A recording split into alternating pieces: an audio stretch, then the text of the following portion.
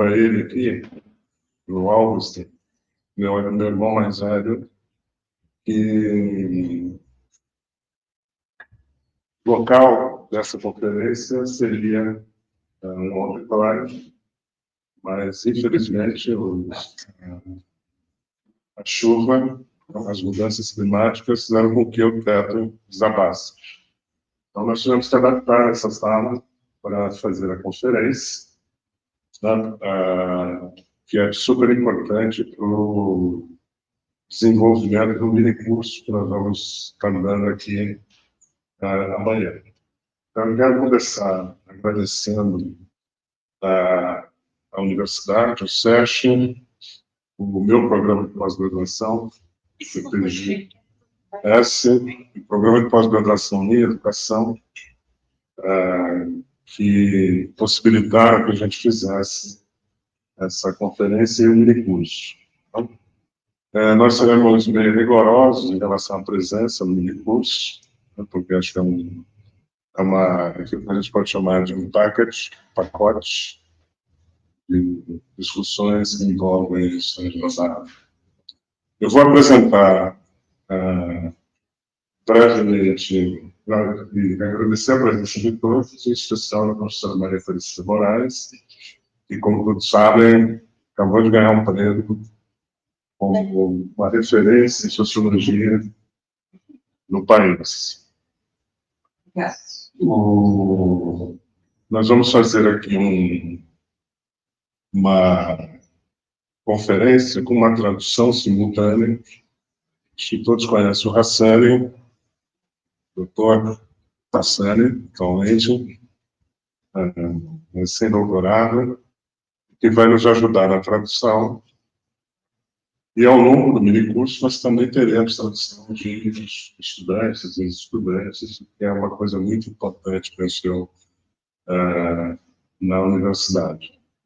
Eu vou apresentar brevemente o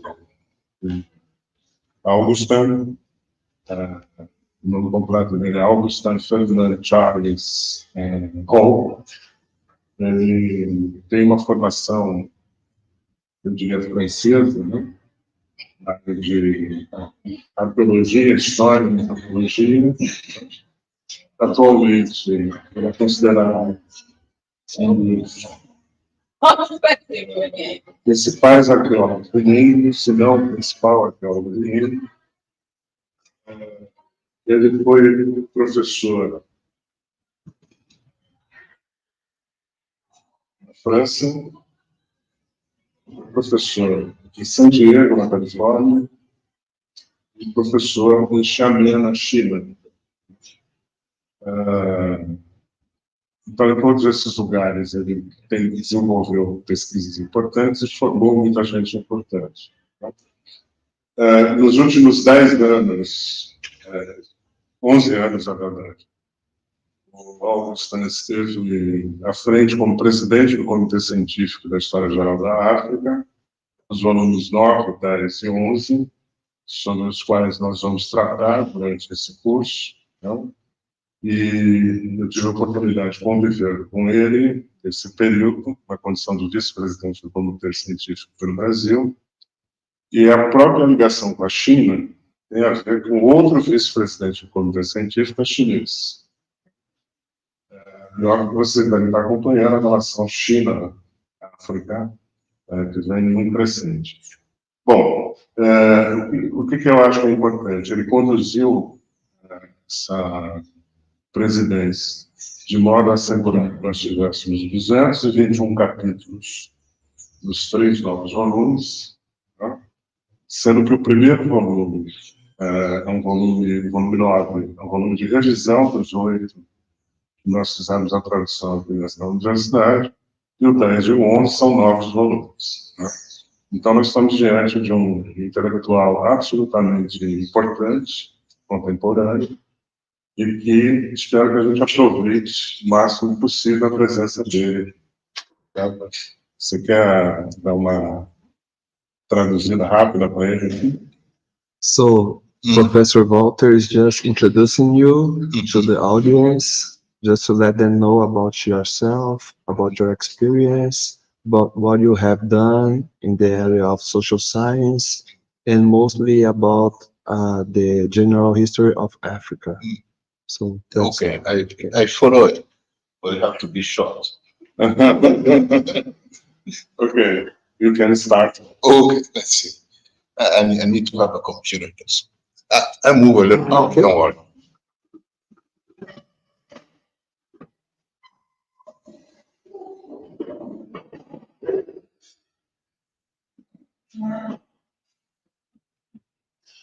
Okay, dear students, good morning. I hope you can hear me in the back there. I feel I have a voice loud enough. The purpose of this meeting is to share with you some of the challenging things about the Black words. In fact, the history of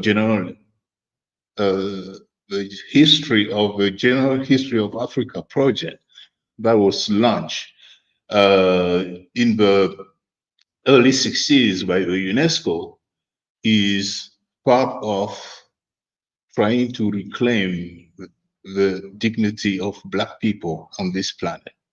You know the story, we'll not go back to it. Oh, sorry, we have to. Yeah, you have to translate it. all right. No, I will speak. Let's say we have to organize it. One slide, and then we will translate. That's perfect. Okay. Yeah. So can I just translate this? Yes, please go ahead. Yeah. Então, ele falou que a proposta hoje da fala dele é falar um pouquinho sobre a participação dele no projeto da História Geral da África, que é um projeto que começa na década de 60, né, ali dentro da UNESCO, que é uma agência da ONU, que foi um pouco a união de vários intelectuais africanos e da diáspora para tentar trazer um pouco essa narrativa da participação dos africanos e dos descendentes de africanos na história da humanidade.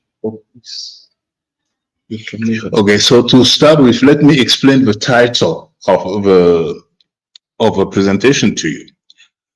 Reshaping the narrative. You already understand what it means. Because as far as the history of Africa is concerned, the whole continent, more or less, except Ethiopia and part of Liberia, were colonized. And you can guess what goes on with colonization. It is a brainwashing process. Our elite are converted to implement a different cultural framework because the balance of power is tilted in favor of the colonizer. So, for instance, most in Francophone Africa, most of the kids at school during the colonial period were taught that their ancestors were the goals. When African countries started being independent, starting in 1958 with Ghana and then Guinea, the need for a new history framework was absolutely crucial. So that's the first step of reshaping the narrative. Então, ele está explicando um pouco qual é o título, né? O porquê do título, né? Reshaping the Narratives, que é reformulando as narrativas, né? Dando uma outra forma para as narrativas. Então, ele vai dizer que existem dois momentos, né? Que um é o momento colonial e o outro é o momento pós-colonial, né? No momento colonial, exceto a Etiópia e a Libéria, foram colônias europeias. E ali ele diz que tem um cultural framework, né, que é uma perspectiva cultural que moldou a mentalidade, a forma dos africanos também se conhecerem a própria história, que foi muito baseada numa perspectiva europeia. A partir de 1958, com a independência de Gana, né, que é o primeiro país do continente africano a ficar independente, ele diz que tem um novo cultural framework, né? Uma nova perspectiva cultural que vai fazer com que os africanos e seus descendentes passem a não criar, mas a reescrever uma nova história a partir das próprias experiências, né? Então ele destaca, né, que esse reshaping the narratives é muito em torno desse momento pós-colonial, pós-1968, com a independência de Gana e também de Guiné. So in the logical extension of the concept of reshaping the narrative, you can easily understand that there are many ways of reshaping the narrative. So it is one of these ways that I will take the time to discuss with you today.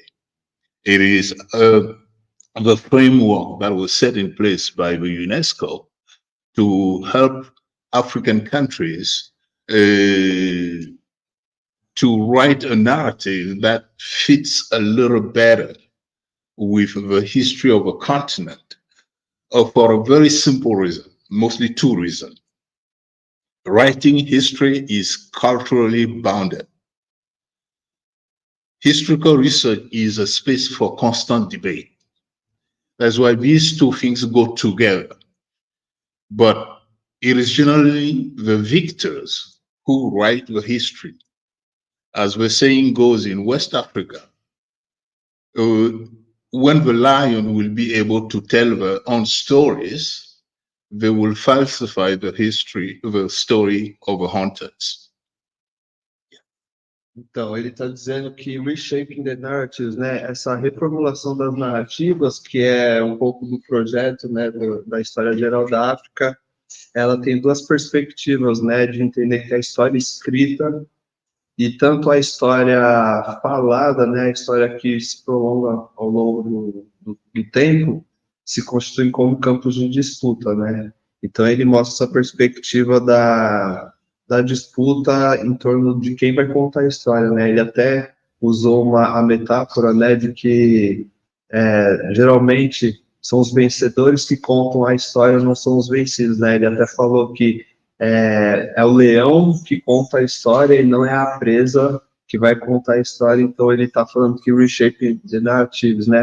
Essa mudança de narrativas é um pouco esse giro discursivo de talvez pensar que não vai ser mais o leão que vai contar a história, né? It doesn't work. It doesn't work. Let me Just I can help you out. It is stuck.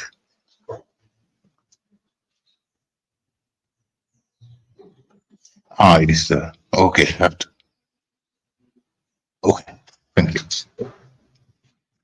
All right, so we will now narrow the range and focus on the General History of Africa project launched by UNESCO in the 1960s.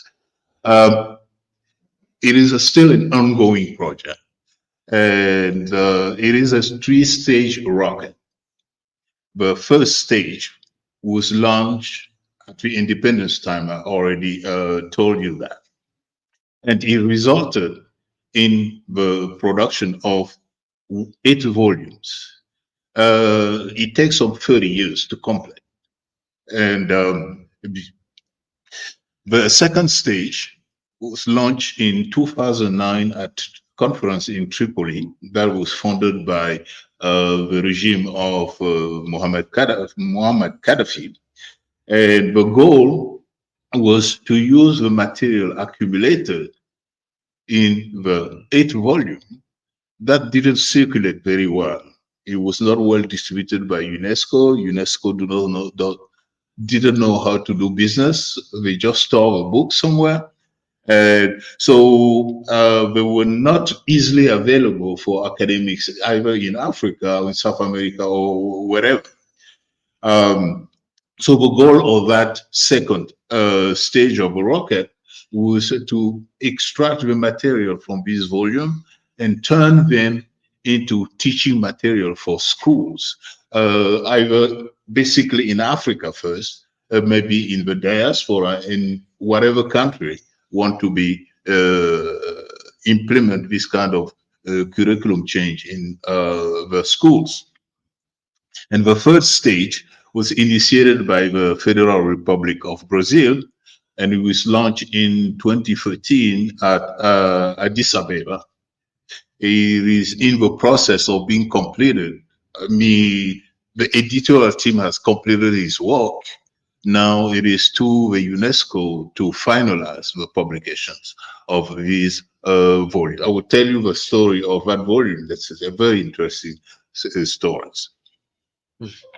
Então, ele disse que ele está dividindo o projeto, né, da História Geral da África em 3 estágios importantes, né?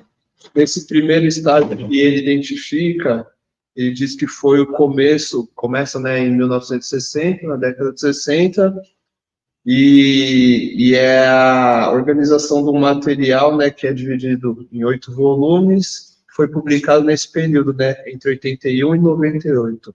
Esse segundo estágio que ele identificou começou em 2009, no governo do Muammar Gaddafi, né, na Líbia, e foi basicamente um período onde esses 8 volumes, esse material, foi organizado para ser trabalhado como um material pedagógico, né? Então, é um momento onde esse material de pesquisa científico foi organizado para ser trabalhado a partir de usos pedagógicos, né? Especialmente no continente africano, ele destacou. E já o terceiro estágio, ele diz que começou aqui no Brasil, né, pelo governo brasileiro, em 2013, e é o estágio que ele diz que é o estágio de finalização do volume 9, do volume 9, 10 e 11 da História Geral da África, né? Só uma informação importante. Nesse primeiro estágio, há vários estudos setoriais, há 12 estudos setoriais, que recorrem em globo todo, especialmente no Oceano Pacífico, que a gente quase não ouve falar. Então, você tem os estudos, a gente tem todos esses estudos, antes da realização dos volumes. Isso é importante. Em 2009, eu já estava participando do comitê, então eu estava em Trípoli, quando essa discussão do uso pedagógico da história geral. E agora, a partir dos volumes concluídos, eu e o Augustin estamos desenvolvendo um projeto de transformar esses volumes em material de uso pedagógico para a educação básica. Está no continente americano. It's just saying about his participation. Yeah, it's okay. All right, and so let's start with a quote from Amadou Maktambo, who was the Director General of UNESCO from 1974 to 1987, because it really captures the spirit of that enterprise of crafting these 8 volumes. My life, the experience I've had as a teacher and director, told me how necessary it was for the education of younger generations and for information of a wider public to have a book of history produced by scholars comprising knowledge of the problems and hopes of Africa, with the possibility of understanding the continent in its entirety. So it was a project of a general history of Africa, because many countries are interested in writing national history, which in Africa is kind of aberration. But anyway, the project is really to take Africa, and we will see later, and its diaspora as the major theme of research, and to reconstruct the history from the beginning to the present. Então, ele destacou essa frase aqui, essa citação do Amadou Maktambo, que foi diretor-geral da UNESCO, né? E basicamente diz que a vida dele, a experiência que ele teve como professor e diretor da UNESCO, ensinou ele necessariamente que foi pela educação das gerações mais jovens e pela informação com uma maior plateia, com uma maior audiência, que os livros da História Geral da África foram produzidos por pesquisadores, tentando organizar um conhecimento sobre os problemas e as esperanças do continente africano, né? Com a possibilidade de gerar um entendimento maior sobre o continente em sua, enfim, em sua plenitude, né? E aqui ele também destacou na fala dele que o projeto da História Geral da África é um projeto que se contrapõe com os projetos de histórias nacionais, né? Então ele diz que é um projeto que existe as histórias nacionais e existe o projeto da História Geral da África como uma história não só continental, mas uma história que também relaciona as suas diásporas, né? Então ele deixou isso muito destacado aqui na fala dele, né? Que existe um projeto que são as histórias nacionais, que a gente aprende na escola, né? E as histórias, e a História Geral da África, que é uma história mais global, mais continental, mais diaspórica, digamos assim. So the general history of Africa, stage one, in the initial stage, the explicit goal was the decolonization of African history. And as I told you already, this succeeded in the production of 8 volumes. The first one, volume 1, was published in 1981. And the last one, volume 8, was published in 1988. But the protocol for collecting material writing took some 30 years to complete. It was a gigantic task. And it was because the UNESCO was still very, let's say, activist at that time. The UNESCO today is really kind of, I don't want to say bad words about it. In the 1960s, the newly independent African countries urgently needed a history curriculum to turn the page of the colonial brainwashing. Just to give you an idea what the brainwashing was, in my country, Cameroon, the national anthem we were singing when we were at school in those days started like, "O Cameroon, cradle of our ancestors, once you live in barbarism." And that segment took some 25 years to be changed, meaning it was changed in the mid-70s. As if we didn't, we couldn't realize what it really means. But the adults knew that barbarism was just a kind of strange concept. But it was not written by colonial officers. In fact, it was written by very activist Cameroonian students in colonial schools. So they were really convincing that we were doing something constructive. The rest of the anthem is okay. But that introductory segment really framed the narrative that before colonization, we were barbarians. And thanks to colonization, now we are becoming civilized. So that segment was replaced later by O Cameroon, cradle of our ancestors, stand up and be jealous of your freedom, which is much more normal for a sovereign country.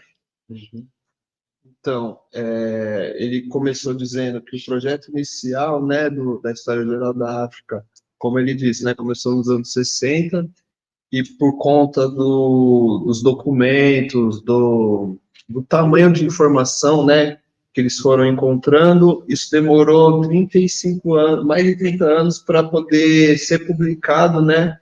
E ele também destacou na aula dele que no começo do projeto a UNESCO foi muito ativa, muito participativa, o que não é a mesma coisa agora nesse momento presente, né? Então ele destacou também a participação da UNESCO agora, lá na frente, lá no começo, e agora não tão ativa, né, dentro do projeto da História Geral da África.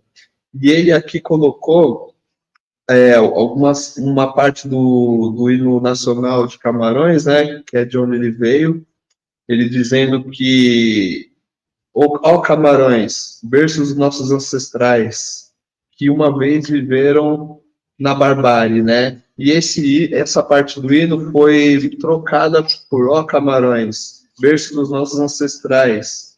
Levante-se e seja velos ciúmes, né? Tenha os ciúmes da sua liberdade, né? Destacando a importância da liberdade para os camaroneses, né? Então ele disse que isso representa o que ele está chamando de brainwash, né? Que é a lavagem cerebral, né? Então a importância da história geral da África é justamente o combate, né? Justamente essa luta contra essa lavagem cerebral, que ele também destacou que, né, esse hino também, essa parte do hino foi escrito por ativistas camaroneses também, né? Então ele disse que até os camaroneses também passaram por um processo de lavagem cerebral a ponto de se verem como bárbaros, né? Antes da colonização. E a importância da história geral da África é justamente essa, né? Combater essa lavagem cerebral que acomete todos os africanos e seus descendentes, né? Após a colonização. So, as you can see, this short case of reshaping the narrative really aims at reasserting the agency of Africans and restating their humanity. Because for a very long time, our ancestors were dehumanized and they were used as token.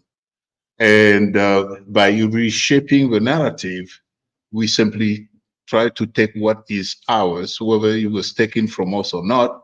It is to reassert our humanity and the agency of our African nations. Ele disse que, então, mudar a narrativa é justamente ser participativo nesse movimento de construir a história, de escrever a história, né? Então, ele destaca o componente da agência, né, da ação, como um componente central nesse projeto da história geral da África, né? Uma ação de tomar para nós o que é nosso, né? Da gente contar a nossa própria história e não deixar que outros contem a nossa história, a história da nossa população, né? Nós, enquanto africanos. So, Phase 2 was launched in 2009, and it focuses on the development and the renovation of history teaching in African Union member countries. It also tends to establish the accompanying education material intended for primary and secondary schools on the basis of the 8 volumes of the general history of Africa.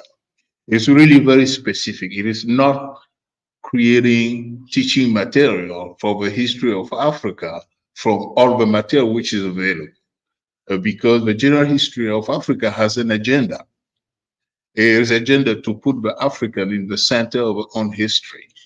And it is that material that is important to create curriculum and teaching material that shape.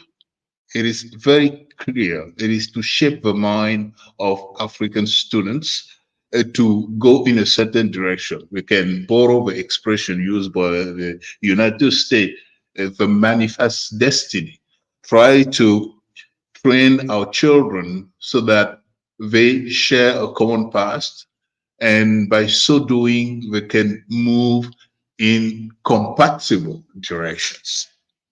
It also aims to promote and harmonize teaching of this collection in higher education across the continent, and to use it for the revision of school textbooks in Africa and throughout the world. And the objectives, just to summarize, the objective of Phase 1 and Phase 2 is clearly to reclaim the interpretation of writing of African history and to highlight the contribution of past and present African culture to the construction of modernity. Então, ele está dizendo aqui que essa fase 2, né, o segundo momento do projeto da História Geral da África, começou em 2009, né?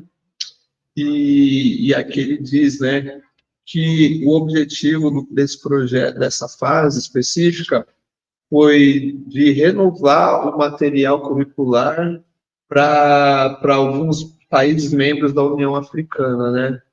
E para criar materiais, né, que pudessem ser introduzidos no ambiente escolar a partir dos 8 volumes da História Geral da África que foram feitos ali desde o começo dos anos 60, né?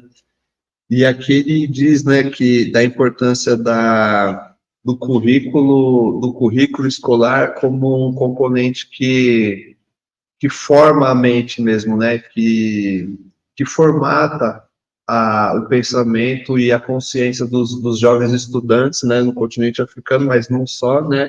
Então ele diz aqui que a História Geral da África, o projeto da História Geral da África, tinha e ainda tem, né, uma agenda política que é justamente essa, né, de shape the mind, né, que é de formatar, de formar a mente dos jovens estudantes com esse objetivo, né, de mostrar a contribuição do passado e do presente do continente africano e a importância da cultura africana na formação da humanidade em geral, né. Então, isso é extremamente importante, porque esse movimento não é só em relação ao continente africano. Tá? Por exemplo, na Inglaterra tem uma socióloga chamada Valter, que em um dos seus textos ela diz: olha, preciso repensar, tá, a relação entre a Índia e a Inglaterra, para repensar aquela narrativa que a gente aprende nos cursos de sociologia sobre a Revolução Industrial. E um dos argumentos dela é simples: o tear existia na Índia muito antes que na Inglaterra. Então não faz sentido você fazer uma história da Inglaterra excluindo a Índia. Eu diria que para nós, um exemplo, forçando um pouco a barra, não faz sentido a gente pensar a história do Brasil, a história da América, sem considerar o colonialismo, a fase colonial. Então, parte desse projeto, e que nós estamos agora na segunda fase do projeto, é você criar materiais de uso pedagógico que tragam essa contribuição dos africanos, da diáspora, numa nova formulação do que deve ser a base histórica, né, desde os primórdios da nossa formação. Esse é um desafio. E existe um material já que a gente está desenvolvendo. É importante dizer que o Brasil fez materiais para a educação básica, mas é um material que não dialoga plenamente com a história geral da África. Okay. So in phase 3, the project it is the project of General History of Africa, Volume 9. It is a very interesting history. Let's say the context first. In 2003, under the presidency of Lula da Silva, the Brazilian parliament passed the law 1063-903, making the teaching of history of Africa and Afro-Brazilian compulsory in public education. So the initiative in 1913 came at the instigation of the Brazilian government under the presidency of Mrs. Dilma Rousseff. And the objective was to publish a volume, Volume 9, dedicated to African diasporas in the world. To kick the ball rolling, there was an expert meeting organized in May 2013 at Addis Ababa in Ethiopia. And the modality of the work to move forward with that project included first the creation of an international scientific committee and appointed by the Director General of UNESCO. And that committee met for the first time in October 2013 at San Salvador de Bahia. The UNESCO gave green light to the committee to implement the scientific and writing part of the project without any interference. The member of the committee didn't represent countries. They represent their own personal scholarship. So it provided a kind of freedom of mind to the member of the committee to try to figure out what is the best to be done to achieve the result expected from the sponsor of a project. So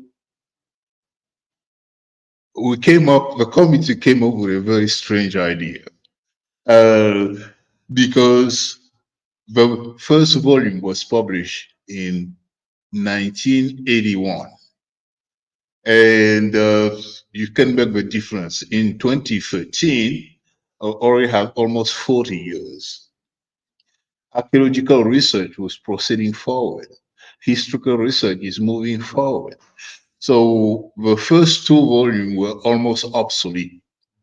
And so the committee found out that we can take that opportunity to update the general history of Africa. And then work on a specific volume on African diaspora worldwide. But there were also a series of events in Africa after the publication of volume 8 that was supposed to be the contemporary history of a continent, like the end of apartheid, the liberation of former colonies that succeeded after serious fight to achieve independence, Zimbabwe, Mozambique, Angola, and so on and so forth. So almost all the southern part of Africa was not included in the previous volumes, and they couldn't be kept out. So finally, the committee agreed to craft a volume 9 in 3 tomes, which is just very old-fashioned way of doing things. And but in the meeting at the Xiamen University in 2017, because the committee has a meeting in different parts of the world every 6 months to evaluate the progress of a project, a person of public relations at the office in UNESCO in Paris just ridiculed the project of having volume 9 with 3 tomes, which is something like 2,400 pages.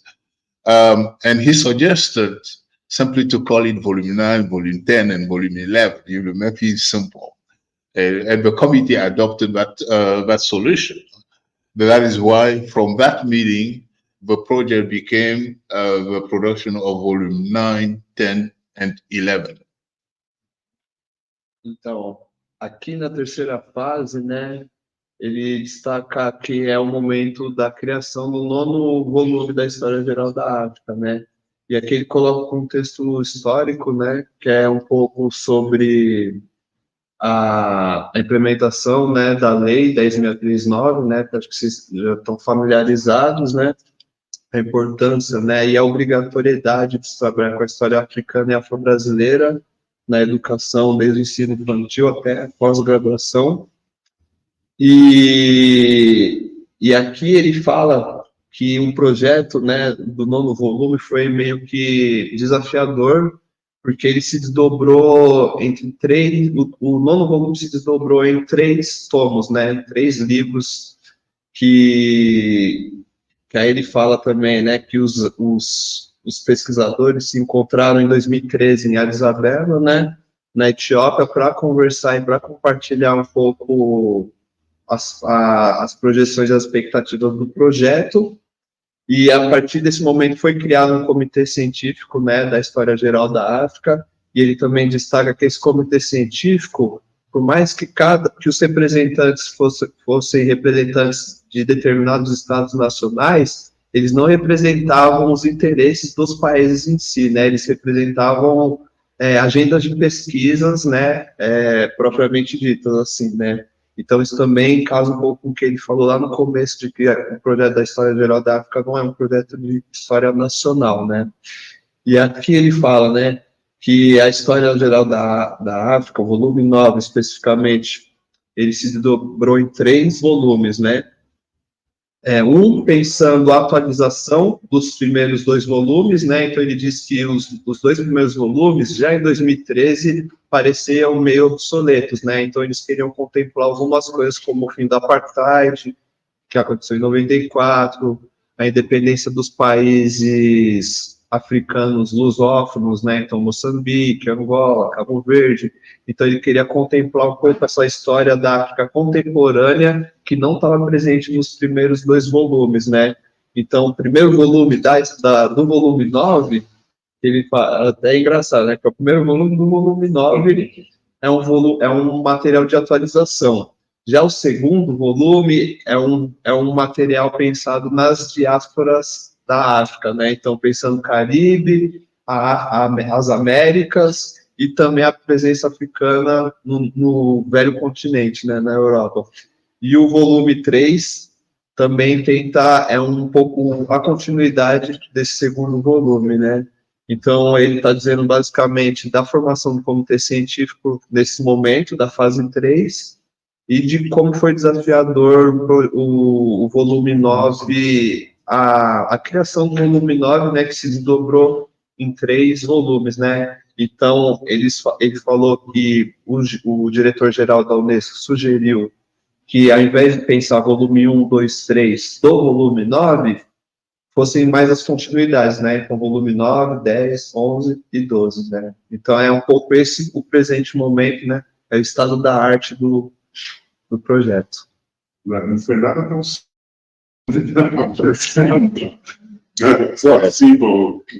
eu sei. Agora, a questão é o seguinte: o volume 9, eu comecei a participar antes do comitê. Primeira vez que eu fui para a França, para discutir a questão da história do Europa, foi em 2007. E lá havia um documento mostrando que o nono volume, o volume sobre diáspora, estava previsto nos 8 volumes. Então, foram feitos os 8 volumes e o volume da diáspora ficou de fora. Quando é retomado o processo de discussão da formação do comitê, foi logo após a tradução que nós fizemos aqui na os 8 volumes. Né? Durante 3 anos foi se compor o comitê. Em 2013, quando a gente vai para a Bahia, o comitê é composto por africanos, latino-americanos e outro vice-presidente do comitê é chinês. Então, é uma composição global. O que é importante saber? É que, para o continente africano, a América é a 6ª região do continente. E dentro dessa 6ª região, está no documento da União Africana. E dentro dessa 6ª região, o Brasil ganha destaque por questões, inclusive, ideológicas, eu diria. It's okay? Yeah. Eu tinha no... Okay, now let's zoom back a little bit and try to look at the process of writing history, and it is culturally bounded. And generally, the UNESCO is still working on this project, and it is considered to be one of the flagship of the UNESCO priority Africa. So coming from a meeting, September 29 to October 3rd, there was a meeting at Addis Ababa on the issue of building Africa, building new research scholarship for Africa futures. That was the theme of the conference, transforming knowledge for Africa's future. It really focused heavily on the importance of history. It doesn't matter for an individual. An individual can change affiliations, they can change nationality, some can even change the color of the skins, but communities cannot afford not to be anchored to the history.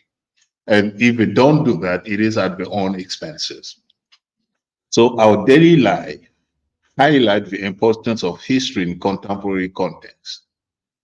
A history writing is culturally bounded. That is why an explicit perspective is necessary to avoid the pretense of universal objectivity. You have to formulate your project. You have to formulate hypotheses. You have to present the methodology you use so that in a contradictory discussion with others, You can agree to disagree on different points, but at least each partner, each person knows what is the take of the other person. Of course, we were taught that for a very long time, convinced that scientists are objective mind. But history is very different from physics or chemistry. New knowledge in history is obviously generated through original research. Research institutions and infrastructure are accordingly of crucial importance to enhance, sustain the production and circulation of new knowledge. This means that collaboration and partnership are essential in the production and circulation of new knowledge. And the UNESCO is moving in that direction now in trying to create institutional partnerships to promote the general history of Africa, because they learned from the previous project where the volume were published and stored in the basement room in the UNESCO with only the expert knowing that these books are available. Tá. Ele está destacando, então, a importância central do projeto da História Geral da África de reescrever a história, né? E aqui ele diz da importância de parcerias e da colaboração institucional para o projeto, né? Ele está ressaltando a importância da UNESCO nesse projeto, né? E ele até fala, né, que a História Geral da África hoje é um dos carro-chefe dos projetos da UNESCO no continente africano, né? Então é um dos projetos mais importantes da UNESCO ali dentro do continente africano. E é que ele está falando, né, que a importância da pesquisa e da parceria com a UNESCO como centrais para esse projeto de reescrever a história, né? E aí ele está falando, né, que a história, ela é escrita, a história escrita, na verdade, ela é atravessada por elementos culturais, né? Então a importância de você ter uma história geral da África que destaca a especificidade da cultura africana, né, e das suas diásporas, é necessária e é importante justamente para evitar essa ideia pretensiosa, né, da objetividade universal que existe nas ciências sociais, e aqui ele fala, né, da diferença da história para a química, para a física, mas na nossa formação a gente também aprende, né, da importância da objetividade nas ciências sociais e como isso é perigoso, né, porque isso leva a gente para um ideal de universalidade, né, e aqui ele está destacando que é muito pelo contrário. A História Geral da África, ela está justamente apostando na especificidade do continente africano como componente transformador de recriar e reescrever a história da humanidade. Um pouco por isso.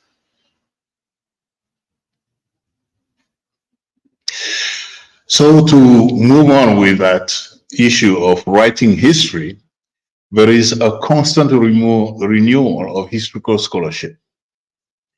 Let's look at some of the new development in the last 20 years. The emergence of new disciplines like genomics, which is derived from the Human Genome Project, is completely changing the understanding of human history, human species history, its evolutionary dynamics, and its expansion all over the planet.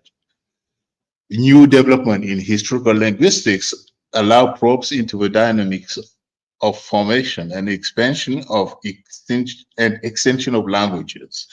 In the middle of the 19th century, both the Linguistic Society in Paris, France, and the British Linguistic Society in London have completely forbidden discussion about the origin of languages, because it was clearly too speculative at that time. The biblical model was very dominant. And you almost all heard about the tale of Babel, where linguistic diversity is considered to be a curse. Of today, of course, linguistic diversity is a richness of humanity and not a curse at all. Environmental science now powerfully open probes into the dynamics of a biosphere. And let's say we can keep mentioning different area of intellectual scientific innovations, on and on. But the core message is that collaboration and partnership at different tempos and scales are an imperative in the production of relevant and effective new knowledge. So what we will be doing from now on is to see how this collaborative approach was implemented in the case of the UNESCO General History of Africa, Volume 9-11 Project. Então, ele está falando um pouco sobre o movimento constante, né, de renovação das pesquisas históricas, né? Então, ele está destacando aqui, por exemplo, a emergência de novas disciplinas, né, na ciência, como o projeto Genoma, né, humano, que, se eu não me engano, na década de 90, a descoberta do DNA, material genético, muda completamente a nossa ideia de humanidade, né, como que a gente se percebe enquanto humano, e é muito recente isso. Outro exemplo que ele deu também é as novas pesquisas na linguística, né. Ele destacou aqui, por exemplo, a ideia, ele falou que as associações francesas e britânicas, né, de linguística, tinham uma noção antigamente de que a linguagem era um pouco aquele cenário da Torre de Babel, né, onde existiam muitas pessoas, todo mundo se comunicava de diferentes maneiras e ninguém se conhecia, ninguém se entendia, então a multiplicidade de linguagens, né, de forma de se expressar, era visto antigamente como um desafio, né, como um empecilho, e hoje em dia isso é visto como a nossa riqueza enquanto humanidade. Isso também é uma nova mudança que tem se apresentado na ciência. E outro exemplo que ele destaca também são as ciências ambientais, né, ligadas mais às ciências biológicas, digamos assim, né, que estão mais interessadas nas mudanças que têm ocorrido na biosfera, né, no nosso planeta, que estão aí continuamente mudando também, né, é uma ciência muito dinâmica. Então na verdade não é uma pergunta, né, mais uma provocação, né, de ver como que essas mudanças que estão ocorrendo no campo da ciência, seja na ciência as ciências da linguagem, nas ciências biológicas, nas ciências humanas, enfim, na ciência de uma forma geral, podem ter implicações no projeto da história geral da África, né, especificamente a partir do volume 9 até o volume 11. Só uma questão. Quando a gente fala de história geral da África, a gente tem essa sensação que os volumes eles tratam só de humanidades, e não é. Eles tratam desse novo frame, desse cultural frame que ele está dizendo, tendo textos, inclusive, sobre genética, né, e como as novas tecnologias, os novos conhecimentos permitem você revisitar, né, digamos assim, a ciência do passado, mostrando como ali tinha dimensões, digamos, não só científicas, mas ideológicas. Tem vários capítulos que tratam desses avanços genéticos ou da biologia, se vocês quiserem. E bem como da arqueologia, quando ele diz ali, ó, nos primeiros volumes, eles estavam superados, por quê? Porque tem novas descobertas. E é interessante que nós, brasileiros, não temos esse tipo de formação, né? Mas para eles, e para parte significativa dos chineses, africanos, europeus, essa formação é uma formação de base na graduação. E talvez o que a gente está fazendo aqui lá é para trazer esse componente para quem quiser, obviamente.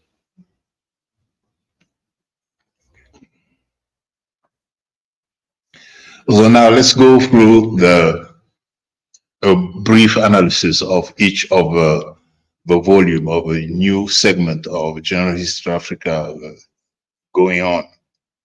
In volume 9, its title is General History of Africa Revisited, updating volume 1 to 8. You have seen the volume 1 to 8.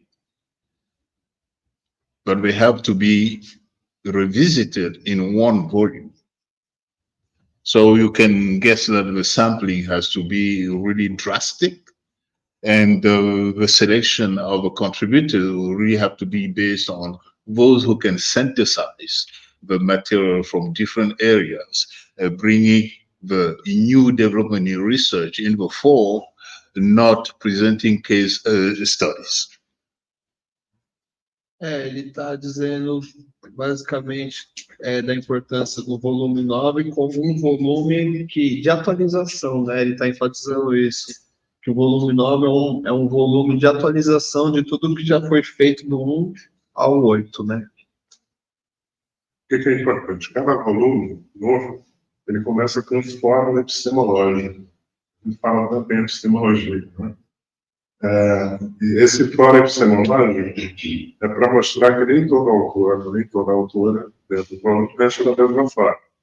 Então, é uma overview do debate em cada volume, 9, 10 volumes.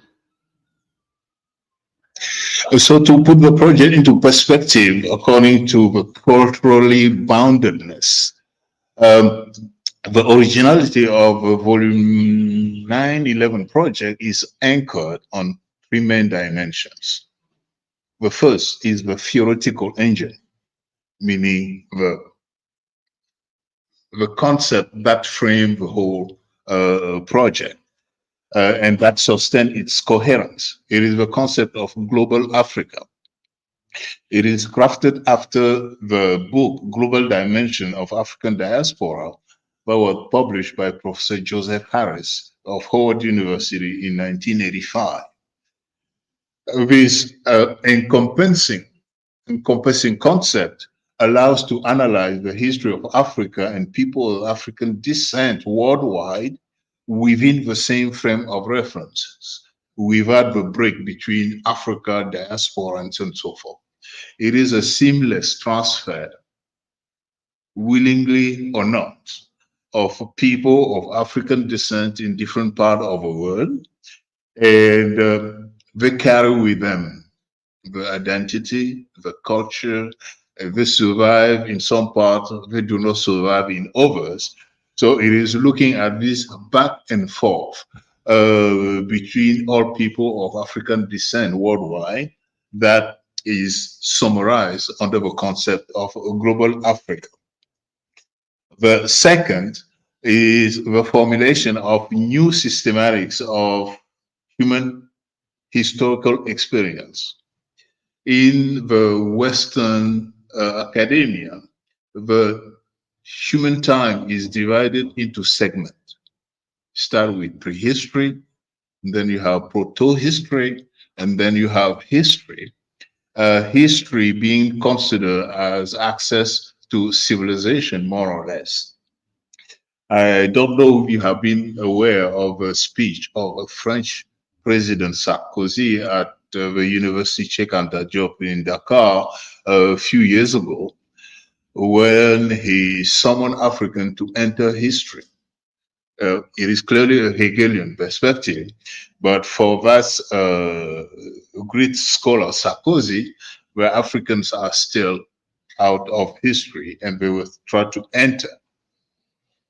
This simply means that history is considered to be a threshold of civilization. Because we were in barbarism or in savagery, we were not yet there, so we have to move forward.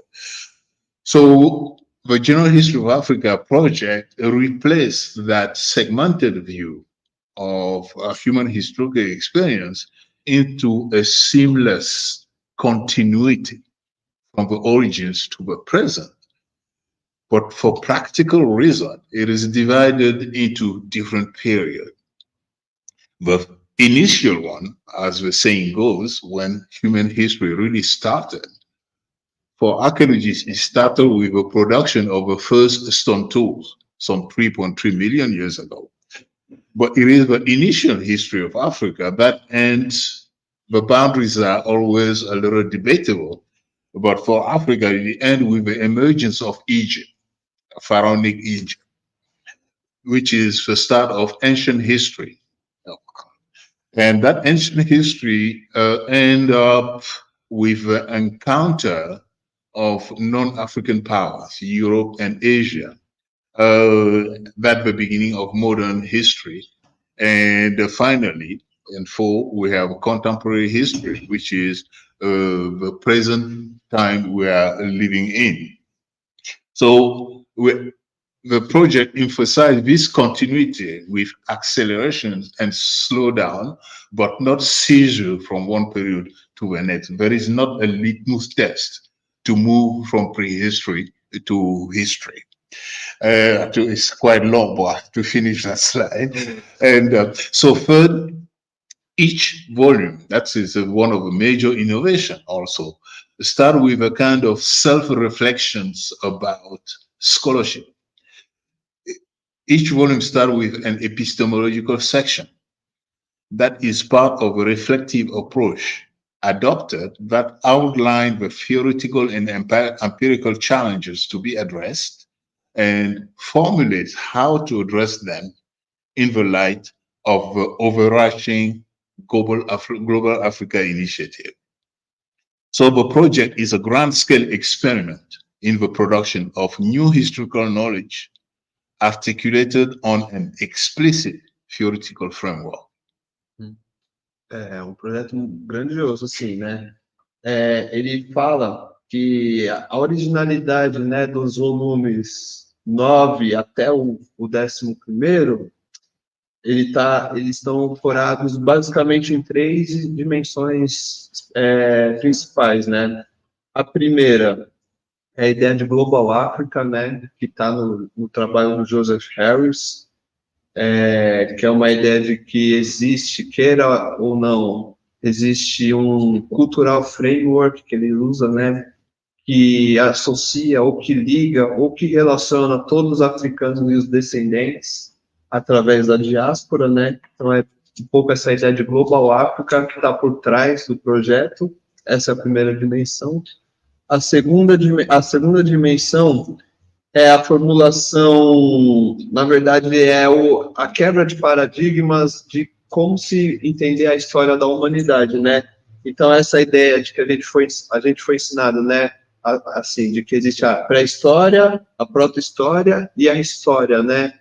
Que é uma visão que ele diz que é uma visão segmentada da história, né? Então, a pré-história, depois a proto-história marca o fim da pré-história, e a história moderna marca o fim da proto-história. Ele está dizendo que esse projeto da História Geral da África tem uma ideia mais de história contínua, né? Não tão segmentada, né? Então, ele está trabalhando com essa dimensão de que existe uma história inicial, uma história antiga, a história moderna e a história contemporânea, né? Ele diz, por exemplo, que a história inicial, um exemplo da história inicial pode ser os impérios, né, africanos. Então, o Império Egípcio é um material que está trabalhado ali enquanto história inicial. A história antiga marca o encontro das civilizações africanas com outras civilizações, né, asiáticas e europeias, por exemplo. A história moderna é um pouco a história que a gente já está mais familiarizado, né? Que é a história também, né? Não somente, mas também uma história da colonização e dos processos de descolonização no continente africano. E a história contemporânea é esse presente momento que a gente está vivendo. E aqui ele diz que, por exemplo, a história moderna não marca basicamente o fim da história antiga, né? Existem elementos da história antiga que estão presentes na história moderna, então tem esse movimento mais contínuo e fluido da história que se apresenta nesse projeto da História Geral da África.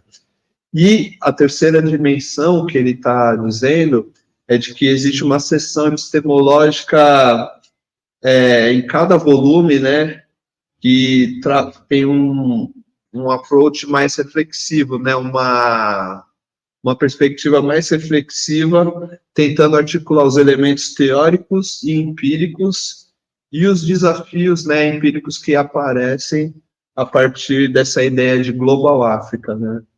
Então, ele está destacando que justamente essas 3 dimensões principais do projeto é o que faz com que, é o que dá, né, essa dimensão tão grandiosa para o material e para o projeto da História Geral da África, especificamente do volume 9 ao volume 11. Duas coisas. No ser sociólogo, você não mencionou o Hegel. Uma crítica fundamental ao Hegel dos volumes, pela ideia de que a África é um continente sem história. Isso está escrito em vários textos, a crítica ao Hegel. A segunda coisa que é importante é pensar no significado metodológico de você romper com a ideia de própria história. Isso é o que a gente vai discutir um pouco no curso, o que significa descolonização.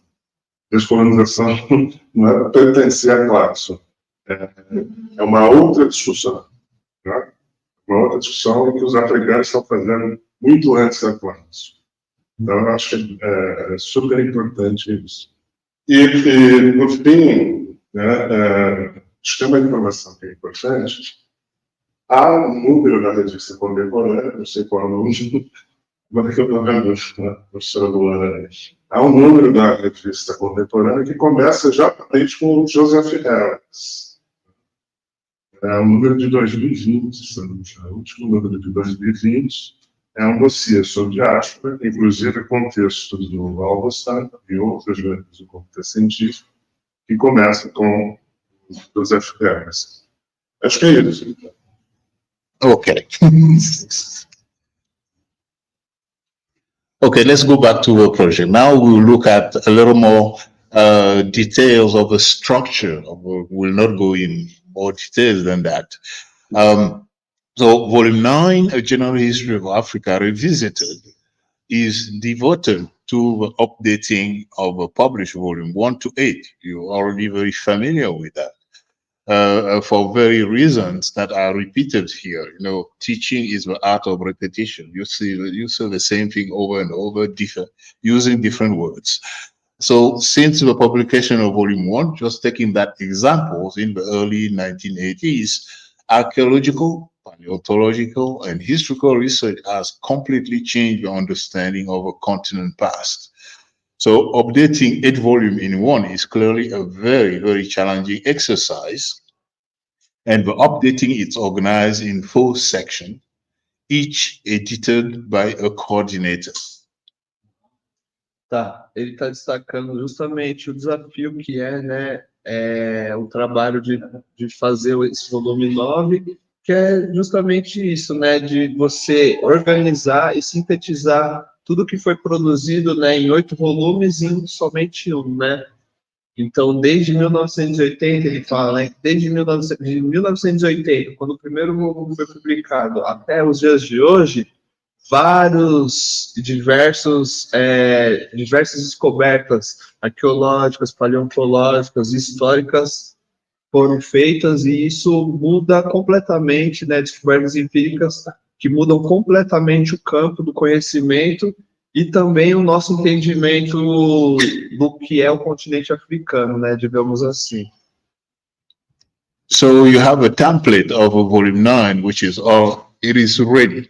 And in fact, I have to refrain saying bad things about UNESCO, but let's say we are waiting for funding to finish the process of publication. So let's see some of the new information that are part of a volume today. The human phylogenetic tree, that's how we call it, has completely changed from what it was 30 years ago. Now we know that there are blocks of hominid that emerge, diversify, and extinct. And then another survival emerge, diversified, extend, and so on and so forth. The linear conception of a human evolution that started with Australopithecus and then Homo erectus and then Homo sapiens sapiens is really part of the history of a discipline today. But what is really very intriguing in contemporary research in paleoanthropology is the fact that in the last, I do not have a pointer, but see, in the last 300,000 years, which is the light gray segment of a picture, there are 6 different humanities on the planet. There is no need to go in details, but the miniature human in Southeast Asia, the Homo sapiens emerged in Africa, there is Homo neanderthals in Europe, and the different others form the 6, Naledi in South Africa, and so on and so forth. They are contemporary, living in different parts of the planet. And 5 of them went extinct. And 1, Homo sapiens sapiens, survive with hybridation, or meaning some genes of Neanderthals are part of the European population today, and some genes from the Eastern Asia hominid are part of the New Guinea East Asian population, so which is now part of Africa with the Malagasy, more or less. So this suggests that the history of life is full of extinctions, and very few species that survive and move forward. Can summarize that? Então, aqui ele tem uma formação, né, na arqueologia, então aqui ele está trazendo uma informação para a gente, que assim, a história da humanidade é basicamente de extinção e de preservação, né? Então tem esse movimento contínuo de preservação, extinção, continuidade, extinção, e assim vai se dando a história da humanidade. Ele trouxe uma informação de que há 300 mil anos atrás tinham 6 tipos de hominídeos, né? E desses 6, 5 entraram em extinção e um se preservou, um teve continuidade.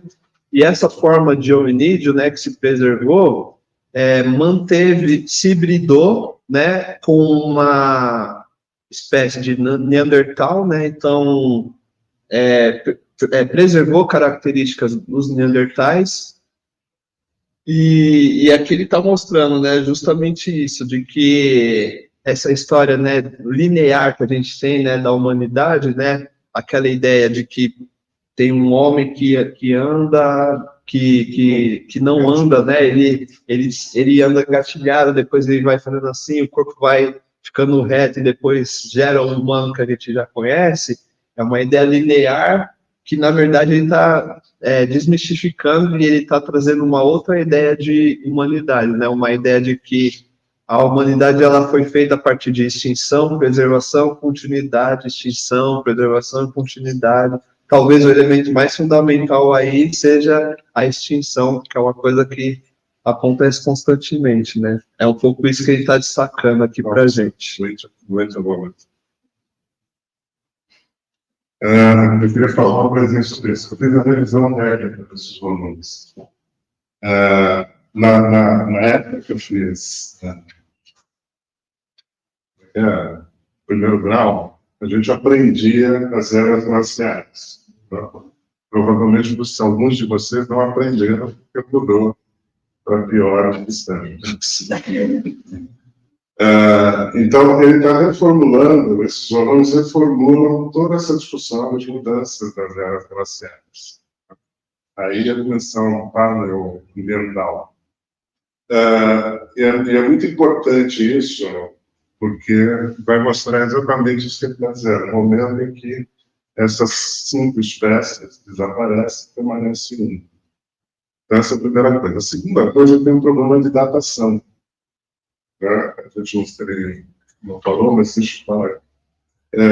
Antes da Era Comum e depois da Era Comum, todas as datações cristãs aparecem nessa discussão. Isso não quer dizer que vocês não vão achar, por exemplo, na presença dos africanos, o texto do japonês, por exemplo, volume, reproduz antes e depois do Cristo. Mas o framing que está por trás é antes da Era Comum, depois da Era Comum. Ou seja, toda toda a datação que a gente utiliza, de alguma forma, está descartada a partir dessa perspectiva.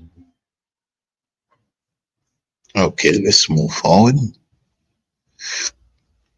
So the second new synthesis in the last 30 years is really the new mapping of the dynamics of human population on the planet. So now we have some significant and solid evidence showing that human expansion took place in 2 steps. These steps are called out of Africa one, that took place from 2.4, 2.5 to 1.4 million years. And the early populations, groups of people left the continent and expanded in the middle latitude, mostly southern West Europe and Eastern Asia and South Asia. Ok. Então ele está dizendo do processo de expansão da humanidade, né? Então a gente aprendeu, né, aquela história do cruzamento do Estreito de Bering e tal. Aqui ele está apresentando que já existem, né? Como que eu posso dizer? Já existem confirmações e material empírico que diz que a expansão da humanidade se deu no mínimo em 2 movimentos, né? A primeira que ele está mostrando é um movimento fora da África, né? Então aqui ele destaca no continente europeu e no leste do continente asiático. And then there is a second expansion of modern humans. That's what is called out of Africa too. And that result is also part of one of his scientific miracles. There is a postdoc, Rebecca Khan, was working in the evolutionary laboratory in Berkeley in the mid-70s. And they started working on the mitochondrial DNA. I mean, that what DNA does is that it is transmitted along the female line from mother to daughter. And working out backwards using mutation speed and so on and so forth, they calculated that modern humans descend from a single woman that may have existed in Africa sometime around 200,000 years. And that to really launch a frenzy among experts in the field, mostly paleontologists. And this hypothesis, this is how science will work really at the best of it. Formulate series of hypotheses that the origin of modern human may have been in Africa somewhere, and then archaeologists go back to the field and then start finding fossils of these modern humans. The oldest one is discovered in Morocco at the site of Jebel Ehud, is dated to 315,000 years ago. It is the oldest so far. But what the data suggests is that there is not a single spot for the emergence of modern human on the continent. It was a widespread process. And from that 300,000 years, there is a new expansion out of Africa in Eurasia, basically to start with. Uhum. E aqui é o segundo movimento que ele está apresentando, né? Baseado no Will Dunham, is his name? Did you mention it, Professor? Is Will Dunham? His name is Will Dunham. The name of the name of who? Of who did the research? Oh, Rebecca Khan. She was a postdoc at Berkeley. I mean, it's not very important. It's simply to say that you really have this convergence of a discovery somewhere that does not seem to have any implication in the other fields, and then the expert will take it on, and it become a very, very productive hypothesis. She was clearly not expecting to have her finding have had consequences in the field. Então ele está dizendo que a humanidade basicamente não tem um lugar só de nascimento, né? A humanidade se deu em vários lugares, Só que, a partir desse estudo, o que foi descoberto é que a humanidade, a partir de um estudo do DNA mitocondrial, né, que é transmitido a partir da mãe, foi descoberto que, mesmo que a humanidade não se deu em um lugar, em um território somente, a gente tem uma linhagem de descendência que parte de uma mulher africana, e aí a descoberta foi feita em Marrocos, né, no final dos anos de 2010, né, e aqui ele está dizendo justamente isso, como esse achado mostra que a humanidade não se deu em um lugar só, mas a gente consegue traçar a origem da humanidade a partir de um ancestral em comum, que é um ancestral africano, digamos assim, né. Essa história é muito engraçada, porque quando eu fui para essa data, nessa reunião que se lançou o projeto do Universidade, eu fui visitar o túmulo na Rússia. Eu paguei $10. Quando você fala visita um túmulo, você fala, bom, eu visitei o túmulo do Marx também, era 4,5 libras. Mas o túmulo é desse tamanho, cara, assim, não é um museu. É algo muito precário que está lá. Enfim, um corpo pequeno, né, e que você pode visitar. Nós vamos conversar um pouco sobre isso, provavelmente no curso, que por que o Augustin foi para a China? Porque a China concordou que essa origem, a China é reivindicada, que a origem seria no continente asiático, especialmente na China. E passou a concordar, nos últimos 20 anos, de que a origem, de fato, é no continente africano. Então, essas pesquisas arqueológicas, elas continuam, mas agora com um consenso. Não se discorda da China. Quando a China concorda, tudo bem. Okay. So with the expansion of modern human out of Africa too, human expanded all over all the continents. And you can see these different maps just show the same phenomenon at different time scales. And the latest important landmarks to be reached by modern human is New Zealand at the very bottom of the map on the, I don't know, right or left, it depends, the one with a red beginning. And New Zealand was settled around 900 years ago. So the process took more than 300,000 years to complete for all the continent to be settled, this time by modern humans. So the major discovery of paleontologists and experts in genomics and ancient DNA study is that all humanity today belong to the same species with with somatic adaptation to different environments. Yeah. Então, ele está dizendo que esses mapas representam justamente a expansão, né, da humanidade, né, do humano moderno, que a gente chama, e ele está dizendo que foi um processo muito longo, né, então ele está destacando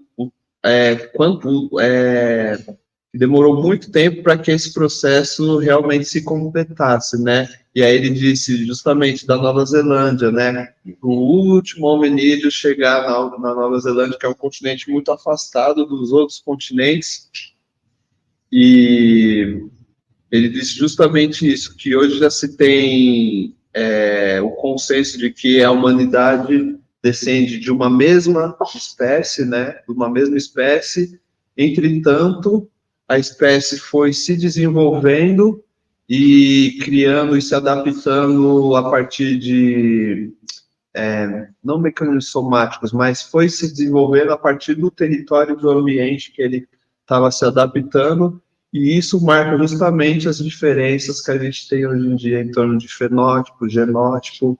Então ele está justamente mostrando isso, né? A expansão da humanidade, mas também, não a preservação, mas a continuidade de vários marcadores, né, que vão diferenciando a humanidade, mesmo pertencendo à mesma espécie, né? But you have to be aware that this new reconstruction of human evolutionary dynamics was not to the taste of everybody. And in fact, there was some very significant resistance in East Asia. And the Chinese, by tradition, were convinced that they are descending from the Beijing man, it was called Sinanthropus pekinensis.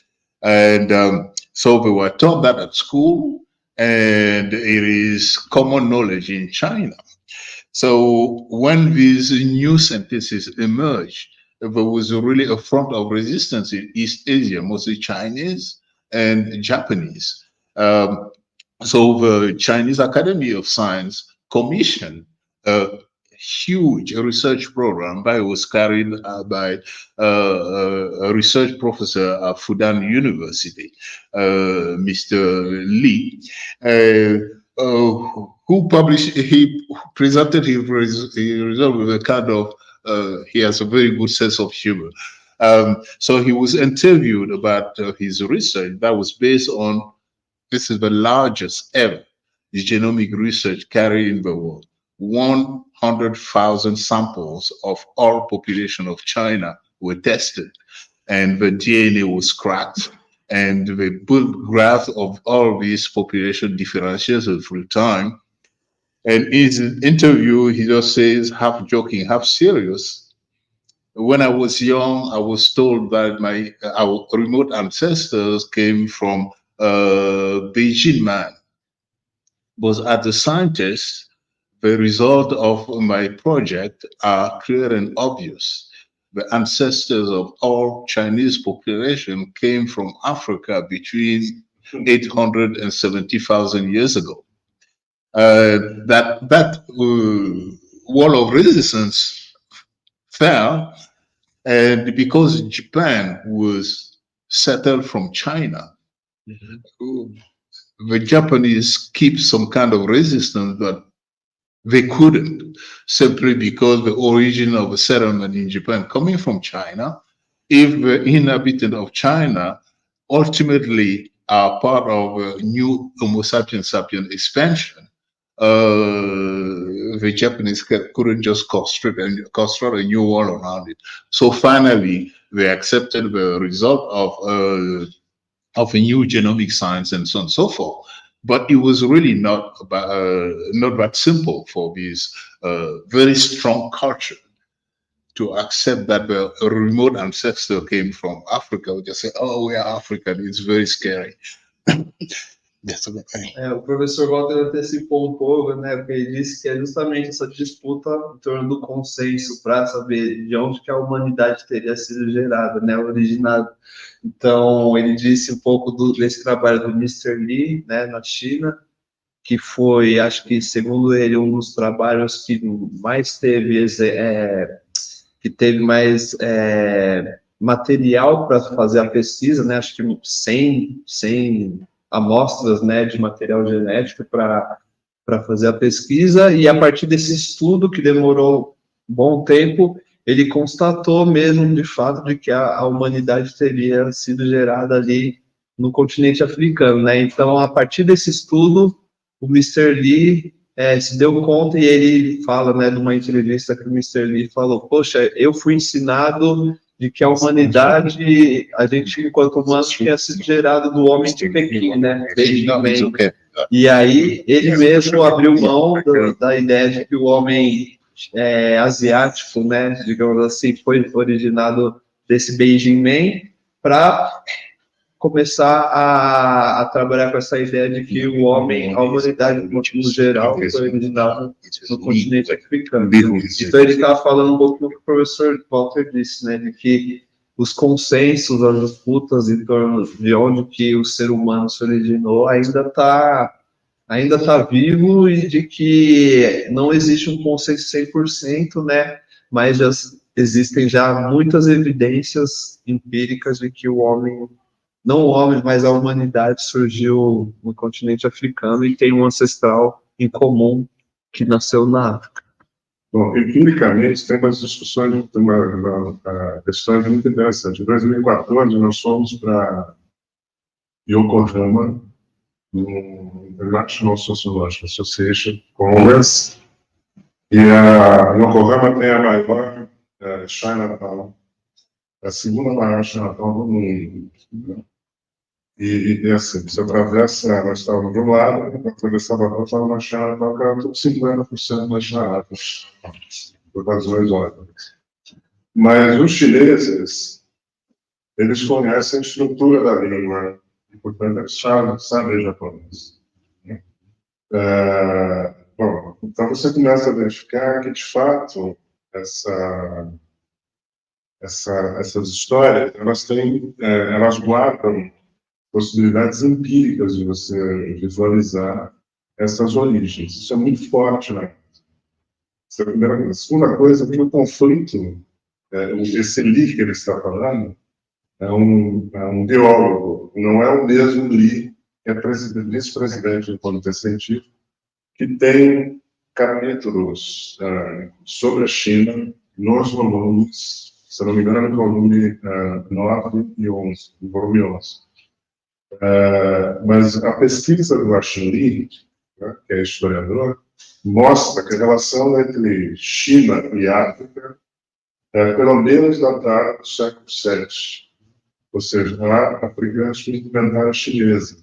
A foto está nos volumes, no século VII. Então, é muito antes da relação entre a África e a Europa. Daí a gente entender melhor que a relação entre China e África não é de agora. É muito anterior à relação da Europa com a África. E isso é muito visível só de informação. Em uma única instituição, tem 2.000 estudantes de pós-graduação africanos na China. Então, isso reconfigura, digamos assim, muito o que a gente está acostumado a fazer. Yeah. I hope that you really realize the far-reaching implications of this rewriting of human evolutionary path. And now we know that there is no biological race. Racism is a social phenomenon. It is a cultural phenomenon. It has no foundation in biology. And if you want to be convinced, just look at the distribution of contemporary before the first African came to the Americas. When you look at the distribution of the longitudinal distribution of the population of Americas, in the very north in Canada, you have Inuit, generally short, a little white skin, and strongly built because they have to resist very cold weather. When you move south in the plain, you have slightly brown population, the Sioux and the Plain Indians. That is why they were called Redskins. And then you keep moving to Mesoamerica. You have the Maya and so on and so forth that are sadly darker skinned than the Indian of the plain in the north. And when you move south in Amazonia, you have more or less dark-skinned populations. And when you end up in Patagonia and Tierra del Fuego, you have white-skinned people. And it is the same gradient of population. So the somatic features of the body are adaptation to different kind of environment.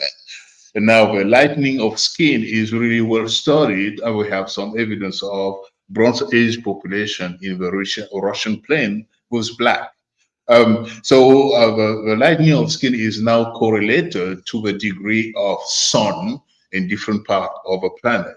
When moving further north, in order to absorb sun energy to stimulate vitamin D, you have to have a lightening. I went through that experience myself because I broke my leg in an accident. And it was fixed. I have a complicated apparatus in my leg.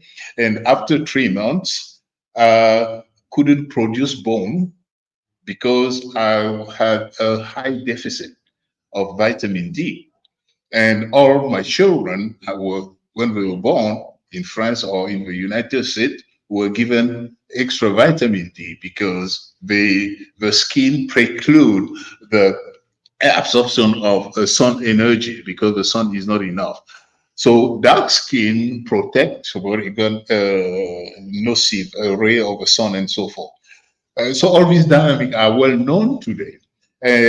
So when we are fighting against racism, we just wish to not to change over people's mind, but just to understand that if they are by God, they are by God by choice. It is not by nature. Tá. O que ele está dizendo, então, é justamente essa ideia de que a humanidade não existe uma ideia de raça biológica, né? Então ele está destruindo, não, ele está acabando com essa ideia de que existe uma raça enquanto um termo biológico.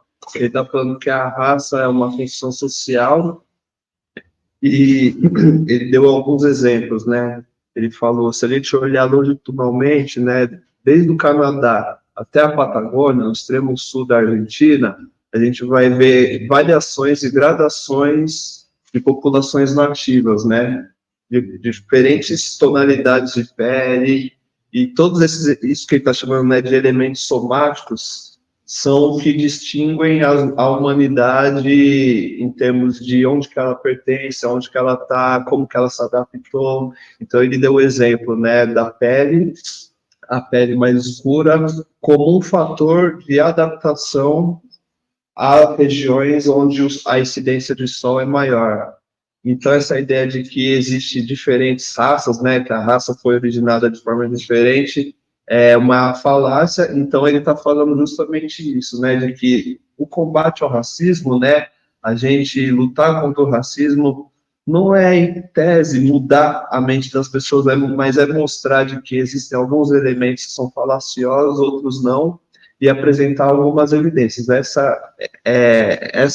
Essas coisas que ele está falando, esses elementos que ele está trazendo, são justamente evidências, né, que a gente pode trazer no nosso dia a dia, nas conversas mais informais ou formais, de realmente, né, quando a gente fala de humanidade, o que existe são esses elementos somáticos que vão nos diferenciando ao longo do tempo e do espaço, fazendo que a gente se perceba como de diferentes raças, só que elas não existem, né? O que existe, na verdade, é isso que ele está chamando a atenção, né? Dos elementos somáticos.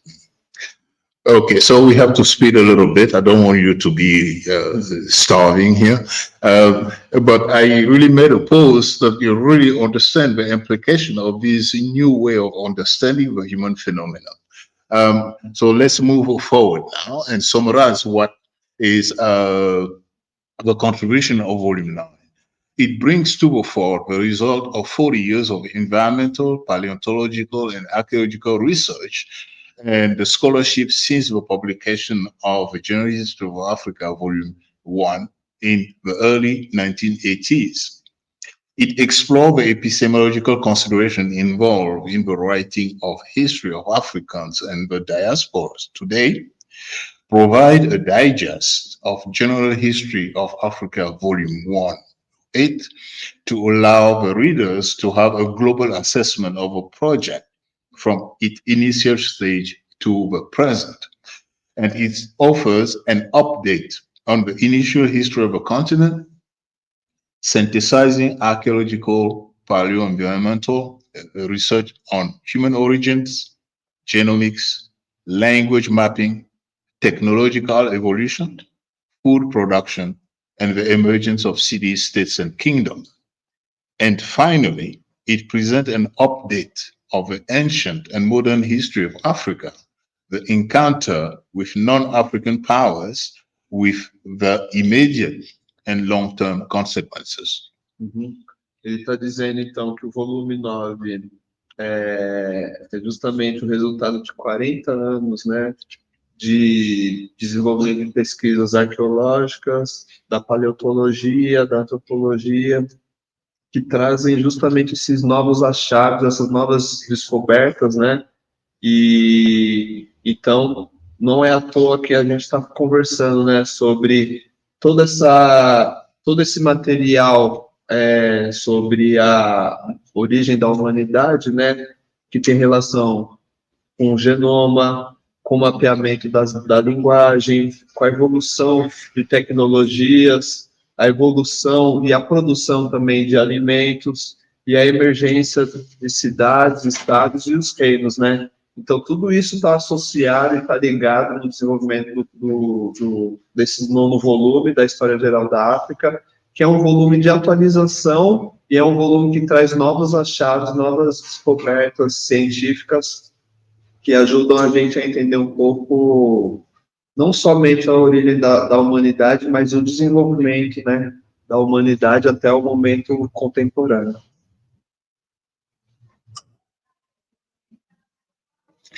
Well, now, General History of Africa, Volume 10, Africa and its diaspora is really the flagship of a project. It is clearly the flagship of this editorial project and features all dimensions implied in the global Africa concept. It addresses the diasporic phenomenon from both ends, past and present, looks at identities in the context of contemporary societies, who is Black and where, how Blackness is constructed in different parts of the world. It outlines the genesis and presents the mapping or cartography of African diasporas, systems of enslavement, transfer and distribution of diasporic populations. It analyzes resistance, resilience, struggle for liberations, and fight for civil rights. Look at cultural and technical creativity. So finally, in 3 sections, it tracks and maps the formation of African diaspora communities worldwide at different time scales as the aftermath, and proceed to attenuate and balance the predominant Atlantic focus with new research conducted in Asia, the Indian Ocean, and Australia. Então, já o projeto 10, né, o volume 10 da História Geral da África, é um material que está trabalhando com a África e as suas diásporas. Ele destaca que esse volume é o carro-chefe, né, do momento, então é um volume muito importante.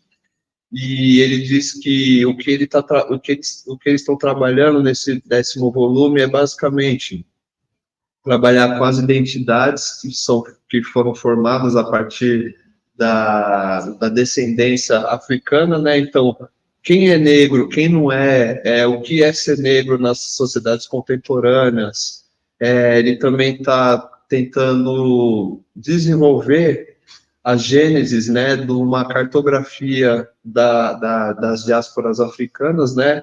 E aqui ele dá um destaque não somente para as diásporas africanas a partir do trânsito de africanos no Oceano Atlântico, né? Então ele está falando da importância também das pesquisas que têm sido feitas em torno da presença de africanos ou do deslocamento de africanos a partir dos oceanos Pacífico também e do Índico, né?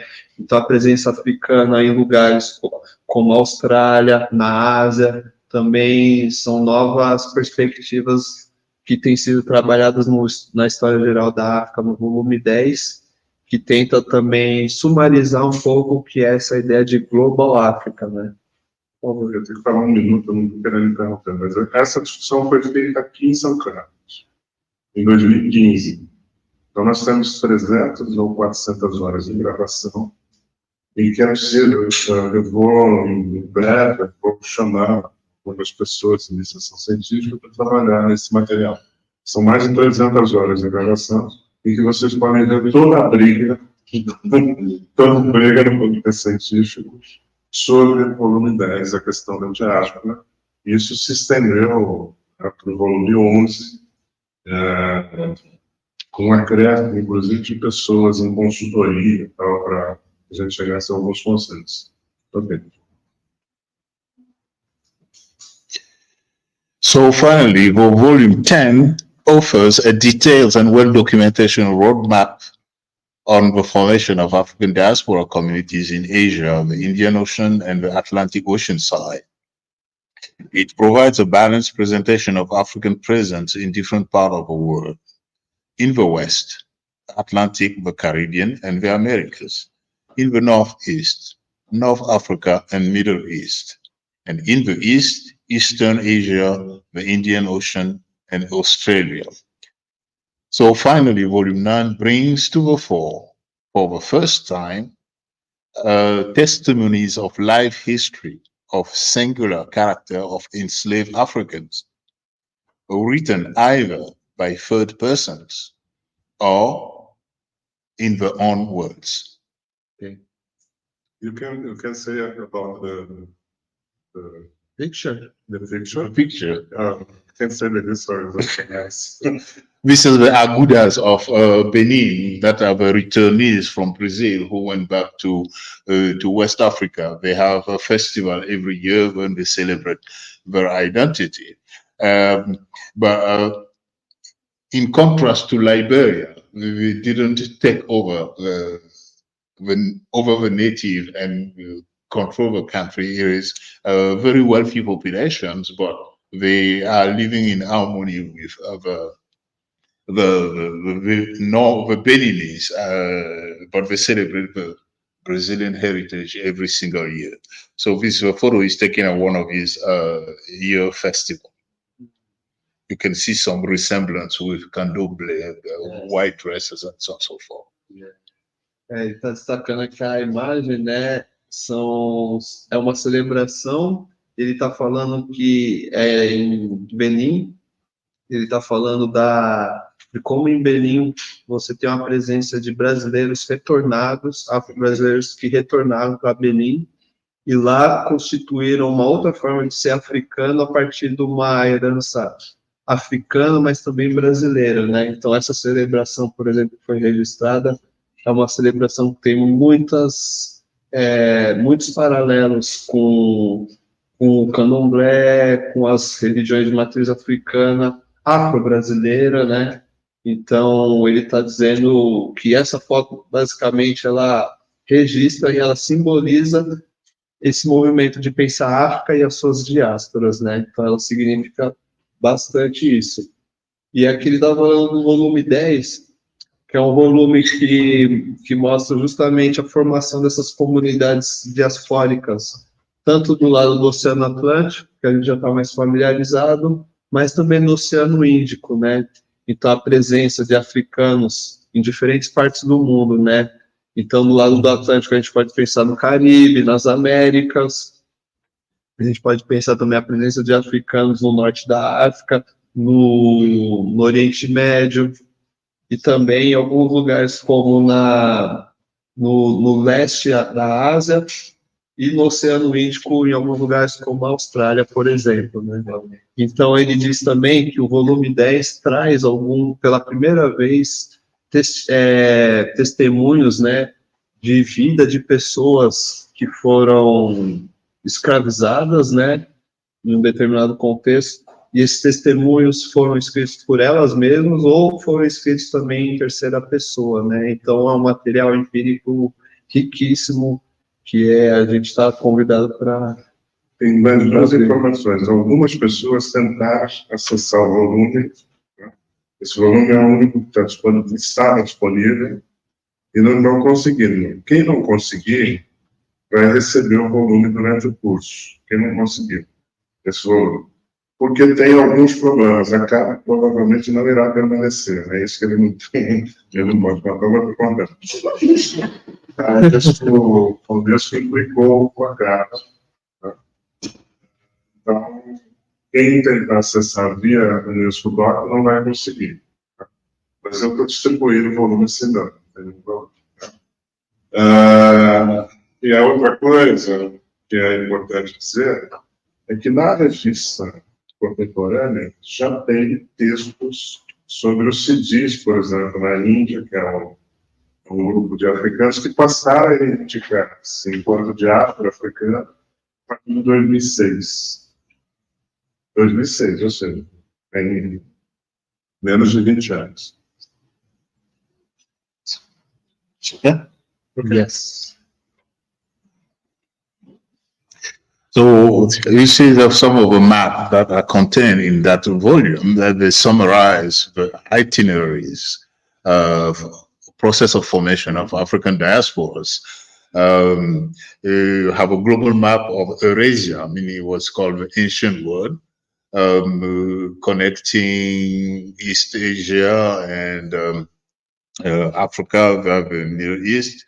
You have a map of the Ocean Indian trade that shows probably the first world system, because the trade in the Ocean Indians that started from 300 years BCE, meaning it had been a few millennia that trade is connecting these different nationality of the Indian Ocean.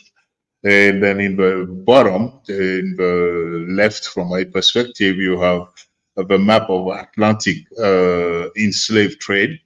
And in that bottom right, you have a map of African kingdoms by the time of modern enslavement, meaning from the 15th century. But you have to be aware that the Muslim or Arab trade in enslaved Africans started in the 7th century. So it preceded the Atlantic one for at least 800 years. And there is a big revolt in the Shatel Arab in southern Iraq in the 10th century, which is called the Zanj Rebellion. And it lasted for almost 30 years. It was about to topple the Abbasid dynasty in Baghdad. But nobody knows why they stopped some 50 kilometers from Baghdad. And but the rebellion created a kind of free space in southern Iraq for enslaved Africans for quite some time. Então, ele trouxe bastante informação, mas o que esses mapas representam, basicamente, são o que significam as diásporas africanas, né? Quando a gente fala de diáspora, ou de diásporas no plural, né? Justamente no plural, porque esse primeiro mapa, por exemplo, rosa, representa essa dispersão africana na porção Eurásia, né? Então, a dispersão de africanos e seus descendentes, onde hoje é conhecido como Ásia e Europa. O de baixo é o que a gente já está mais familiarizado, né? Com a dispersão de africanos no Oceano Atlântico. O do lado aqui representa uma dispersão de africanos intra-continente africano, né? Então, é uma diáspora africana intracontinental. E o de cima, né? Esse de cima representa uma diáspora africana no Oceano Índico, né? Isso. So you're clearly not very familiar with this part of African diaspora, so that is why I give you a kind of snapshot of the historical scholarship in African diaspora in the Indian Ocean and Asia. Is really extraordinary dynamics now. Thanks to committed researcher like Runoko Rashidi, who really spent all his lives tracking African presence in Asia. He's published many books, and you can just check in the internet. You have the books of fantastic book of Rashidi. So now we have some very significant evidence of African presence in most of Near Eastern countries. The major difference with the Atlantic system is that the enslavement of Africans in these countries were partly for domestic purposes and partly to fill the rank of armies. There was no significant plantation enslavement in the Near Eastern state. It does not mean that the enslavement was better than the others, but it is simply that there was no opportunity for large concentrations of population. They were scattered in different families and serviced the masters or mistresses in all over this area. So today we have evidence of at least 3 million Black Saudis In Saudi Arabia, there are at least 3 million Black people. In Iraq, there are several million. The details is not well known. In Iran, there are Afro-Iranian that are a big chunk of population in the eastern provinces. But the largest concentration of people of African descent in South Asia are in India and Pakistan. They are called the cities populations. We will look at some of the pictures later. In the Philippines, in Indonesia, and also in Japan, there are evidence of African presence in Japan. A very light presence, but a presence anyway. And the famous Black Samurai is not a feature of fiction. It is a person who existed, his history well known up to a certain point. So let's, yes, please, go ahead. Então, aqui ele trouxe as imagens, né, de alguns materiais que são sobre a presença africana no Oceano Índico, né, na Ásia. Então ele disse, né, o Runoko Rashid é uma referência, né, que ele disse que tem estudado sobre a presença africana no continente asiático há anos, e ele trouxe algumas informações dizendo que existem já indícios de que existem africanos na Arábia Saudita, no Irã. Ele falou que a maior população africana que se tem conhecimento no continente asiático é no Paquistão e na Índia, né, que são os sírios, que o professor Valter disse, né? É basicamente isso, assim, esse material que ele trouxe é justamente para representar a ideia de que existe muito mais sobre diáspora africana, sobre as diásporas africanas, do que a gente está acostumado a trabalhar, né? A gente conhece muito a ideia da dispersão no Oceano Atlântico, mas existe uma outra história que é contada a partir da dispersão de africanos no Oceano Pacífico, e ele também destacou que a dispersão, ou se a gente for pensar, a dispersão por motivos da escravidão que se teve, né, no Oceano Índico ou Pacífico, justamente foi bem diferente das razões que aconteceu aqui na América e no Caribe, né? Então não teve o sistema plantation na Ásia, então ele destacou bastante isso, né? O uso da escravidão no continente asiático foi por outras razões, né? Com outras intenções, né? Usos de escravo para finalidades domésticas, né? Para o que a gente chama, né, de escravos da casa. Então, uma outra finalidade que não é destinada à plantation, né? Então, ele também destacou isso, as diferenças, né, das diásporas. Okay, so here are some sample pictures of Afro-Asians. So we have in the top a group of cities population from India and Pakistan. They are descendants of a Bantu originating from East Africa, mostly along Kenya and Tanzania coast. The ancestor created free communities in forested area and established principalities such as that of Janjira, with its impregnable fortress. You can see on the top, you have a fortress represented. The British, even the Maharaja, tried to conquer it, but they couldn't because it was so well built and that they couldn't have access to a fortress itself. And these black community, the chiefdoms or small polities played a balanced role between the British and the Indian Maharaja for many centuries. And then African presence is well documented in Arabian Peninsula, Turkey, Iran, Afghanistan, China, and Southeast Asia. So in the bottom of a slide, you have representations of a black girl from Southeast Asia, mostly Vietnam or Cambodia. And the other one to represent black Chinese in different remote villages in Hunan, in inner China.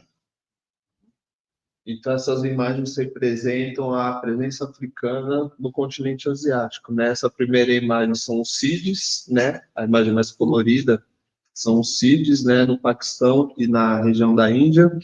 A imagem do lado, né? É um forte que foi criado por eles, né? Então, também representa a construção de, enfim, eles povoaram lá, construíram comunidades, construíram cidades. Então, esse forte aqui, né, a imagem de cima, da direita. A imagem de baixo é uma garota da região onde na Ásia também, eu me perdi um pouco, mas acho que é na região onde é a Índia, eu me perdi um pouco na informação, mas é também no continente asiático. E a imagem de baixo, do lado direito, são chineses, né, africanos chineses, né, então tudo isso para representar a presença africana no continente asiático, que é uma história também que a gente não tem muito contato, muito acesso. Oops. What's going on?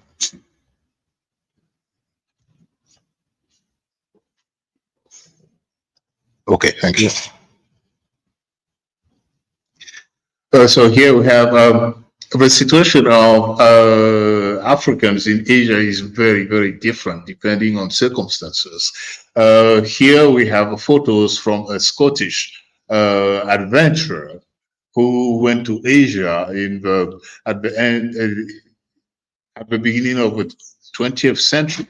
And for 10 years, he chronicled lives in different places, basically in China, Vietnam, and Cambodia. Here he has a picture of a lunch by distinguished lady at Qing Dynasty ladies. You can receive, there is a black lady sitting at the table. You have a servant with a long dress on the side of the table. So this is clearly a lady that belonged to the aristocracy of that part of China. It was in Beijing at the beginning of in the 19th century.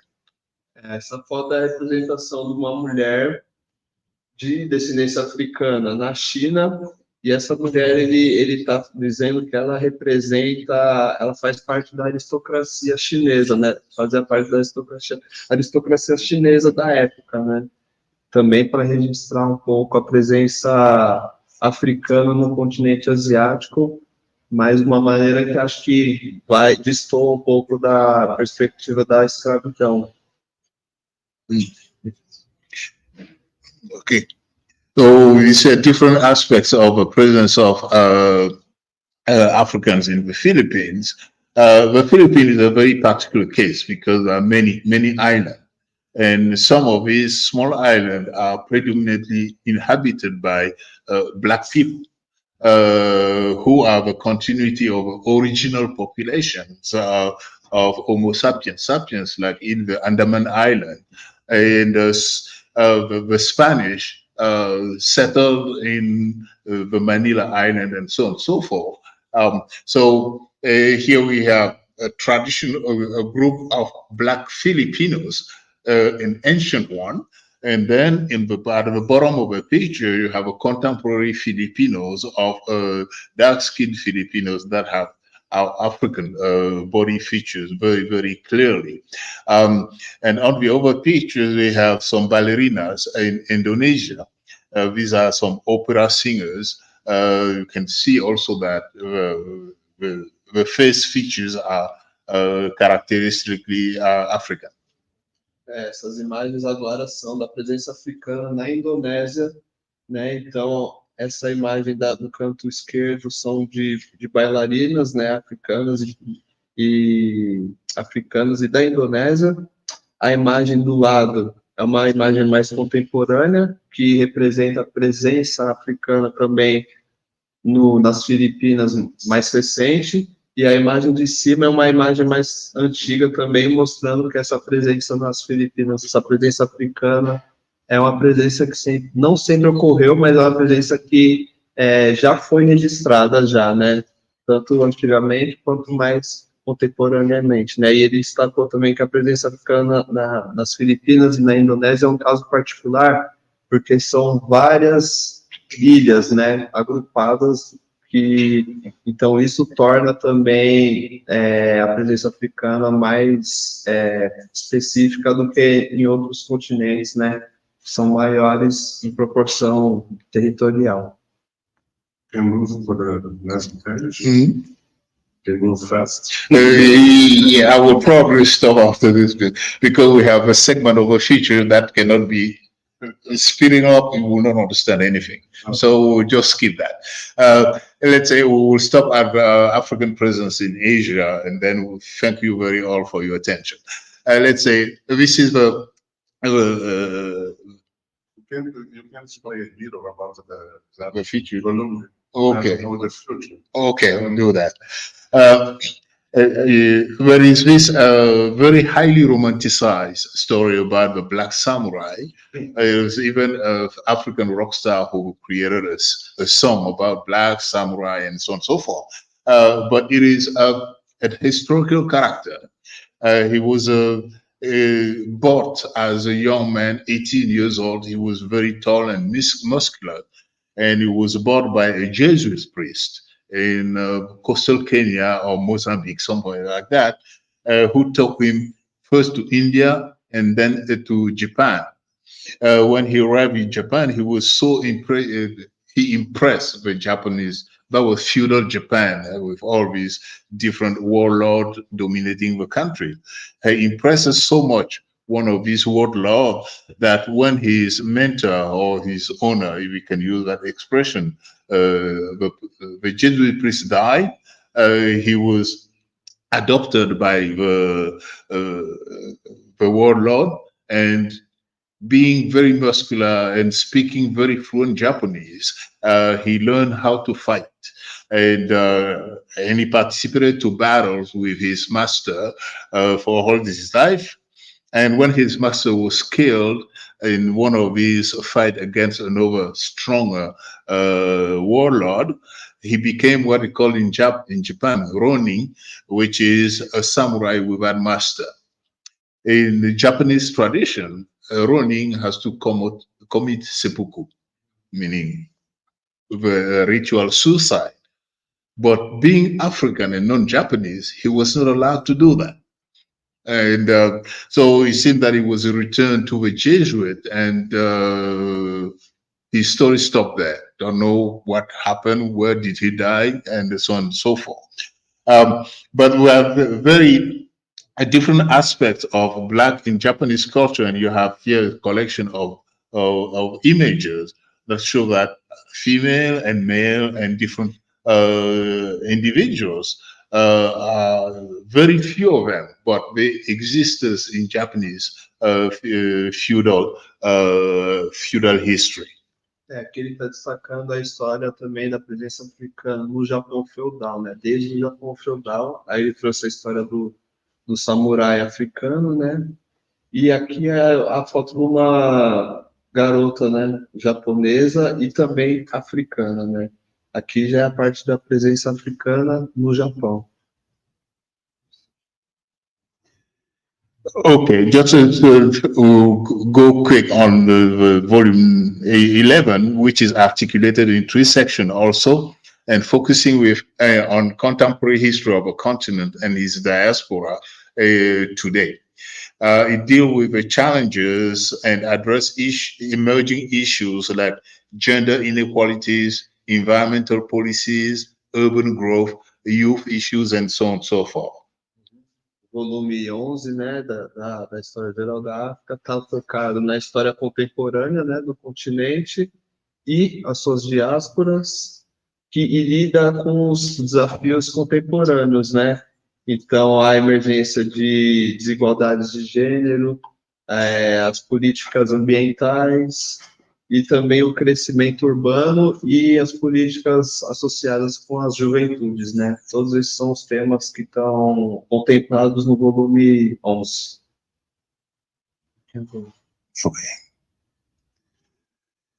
So the feature range from critical assessment of cultural foundations of global Africa to current variegated, meaning diversified identities constructions, as well as the place and role of African in diaspora in the globalized world economies.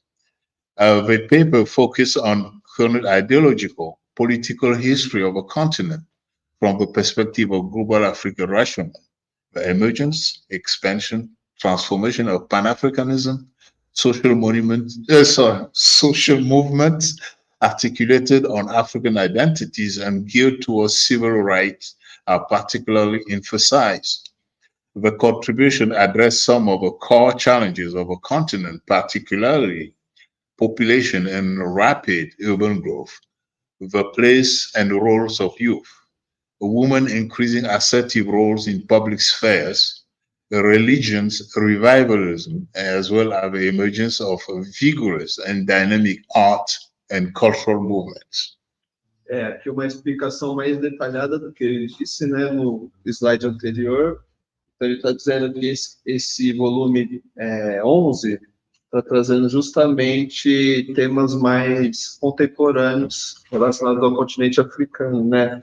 Então, a expansão, a emergência, a expansão e a transformação da ideia do pan-africanismo, né, enquanto movimento social no continente africano, todos os movimentos sociais articulados com as identidades africanas que tem ganhado uma grande proporção no continente também, e, por exemplo, a ideia dos movimentos de direitos civis no continente africano também ganham ênfase nesse volume, e a ideia de que existe uma grande transformação urbana e a participação da juventude nas políticas e nos movimentos sociais no continente africano, e o revivalismo religioso, né, de alguns segmentos religiosos no continente africano.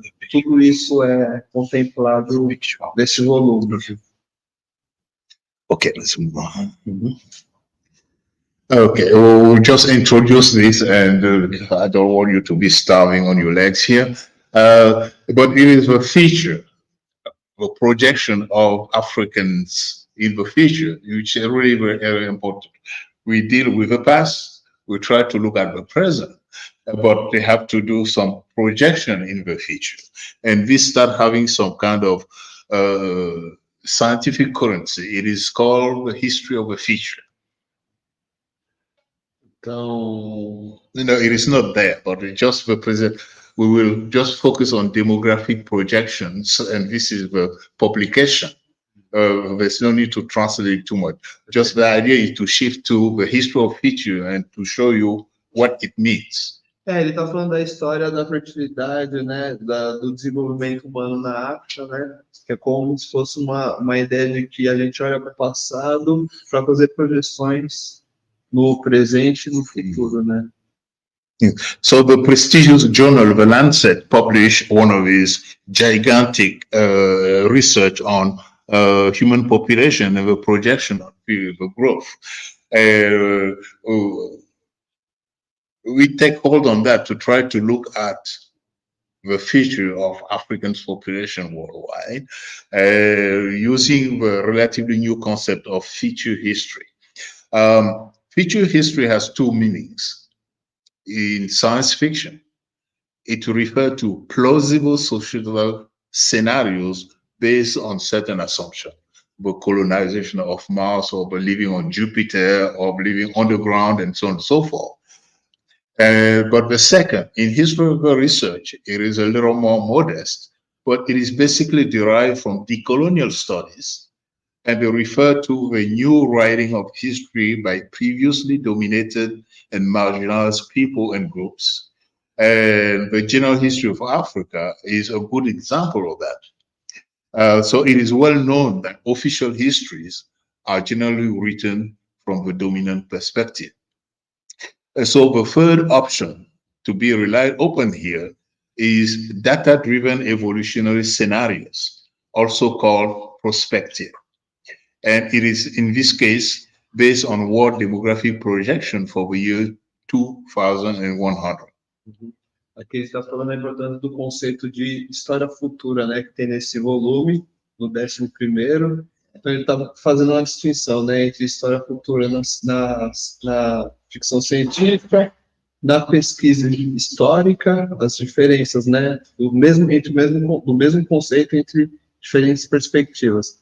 E aqui ele está falando da importância da história do futuro como uma prospecção, né, pensando quais vão ser as projeções mundiais e também do continente africano para o ano de 2100, né? Então, tudo isso pensando qual vai ser a história futura, não só do continente africano, mas do mundo, de uma maneira geral. Conclus?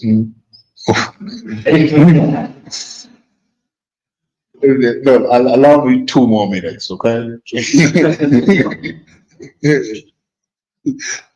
Just to show what this means. Here you have a map of population growth. The dark blue is the area where population will grow by 220 to 1200%.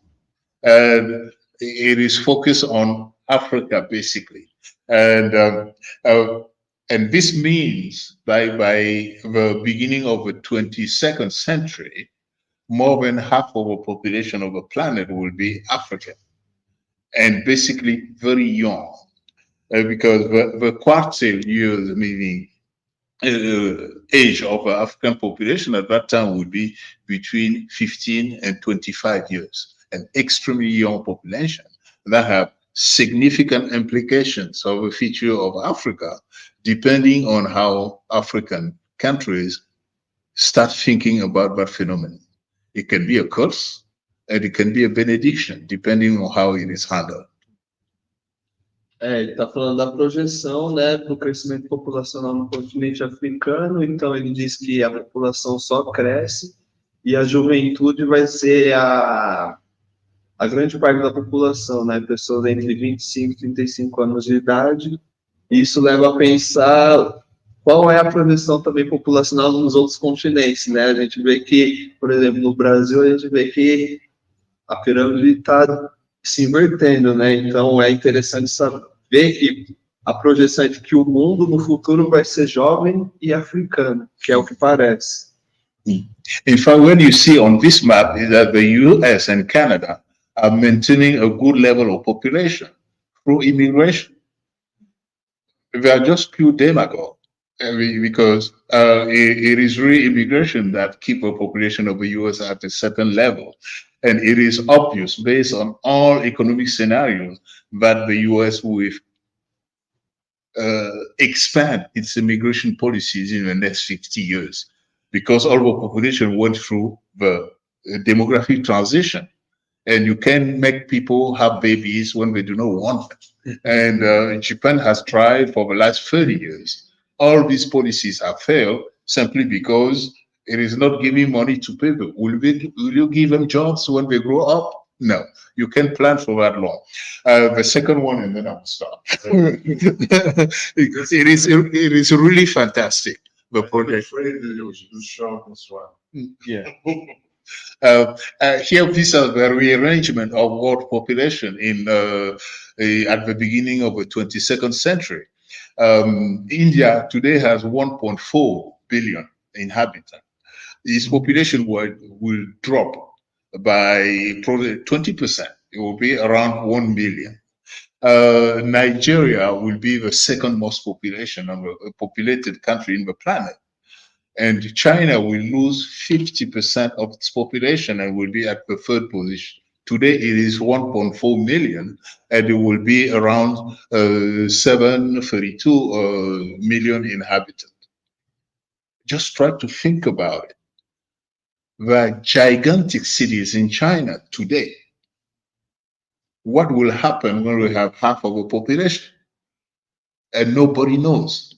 We'll have ghost cities. All these towers will be inhabited. And the opposite scenario is even worse. Lagos is supposed to have 50 million inhabitants at that time. We can simply think how they can do, how it will be. So there are really huge challenges for Africa with these big populations. And I show you the last, and then I will translate. And then you will translate because we are in a rush. In the 10 most populated countries in the world, 5 will be African. The first, Nigeria, and then Democratic Republic of Congo, Ethiopia, Egypt, and Tanzania. So it is simply mind-boggling to try to think how this population growth will be managed in the future based on present conditions of governance in African countries. So we are moving totally in an unknown, totally unknown path. I don't want to say anything bad about anybody, but it is a really huge challenge. It can be considered a bonus, but it is almost axiomatic that many countries will start buying Africans, attracting them to go and take jobs in different parts of the world. The Chinese don't want to think about it, but they will be forced to do it. We will stop there. Ele está chamando a atenção para esse crescimento populacional, né, no continente africano. Aqui, né, a gente já vê que dos 10 países mais populosos, né, no futuro, 5, acho, são no continente africano. E ele fala que isso apresenta desafios enormes, né? Então, em torno de políticas de imigração, do trânsito de indivíduos, né, no mundo. Então, o que ele está chamando a atenção, na verdade, é quais são os desafios futuros que estão relacionados ao crescimento populacional, né, no continente africano, ao passo que nos outros continentes a gente vê um outro rumo, né? A gente vê um envelhecimento da população, a população já não tem tantos filhos quanto tinha no passado, então isso apresenta desafios que ele diz que podem ser bônus ou ônus, né? E a gente está caminhando, como ele mesmo disse, para um desconhecido que a gente não sabe qual que vai ser o cenário no futuro, no sentido de que já existem pessoas pensando que vão ter políticas de imigração que vão chamar a atenção de africanos, né? Então, ele disse, né, que vão ter africanos que vão ser comprados no futuro para suprir as necessidades de alguns territórios que já não têm esse boom populacional, né, esse crescimento demográfico, né? Então, ele está chamando a atenção para esse desafio no futuro. So, the final words, I'm really convinced that the global South will be the strategies of the 22nd century, in the sense that not only in terms of population, but if we really build a coherent set of institutions that challenge the Bretton Woods institution that have impoverished, systematically impoverished African continent through the policies of International Monetary Fund and the World Bank. If we get out of that with a new institution being created by the Global South institutions, I do think that there are significant hope for Africans and diaspora people. And thank you for listening to me. So, thank you very much.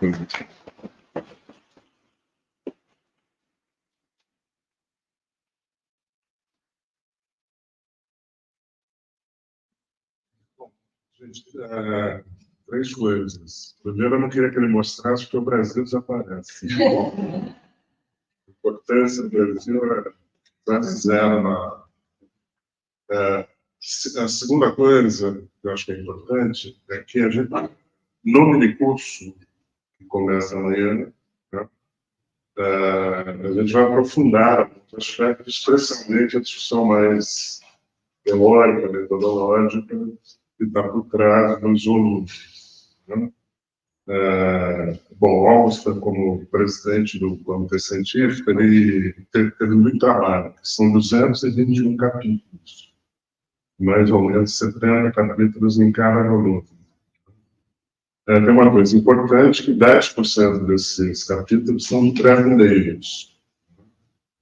Quando a gente pega os volumes de 1 a 8, existia um brasileiro que, recentemente, teve até uma denúncia, enfim. É uma mudança fundamental, e a importância do Brasil na construção desses volumes é ímpar. Isso nunca aconteceu na história anterior. Tá? E o terceiro aspecto é que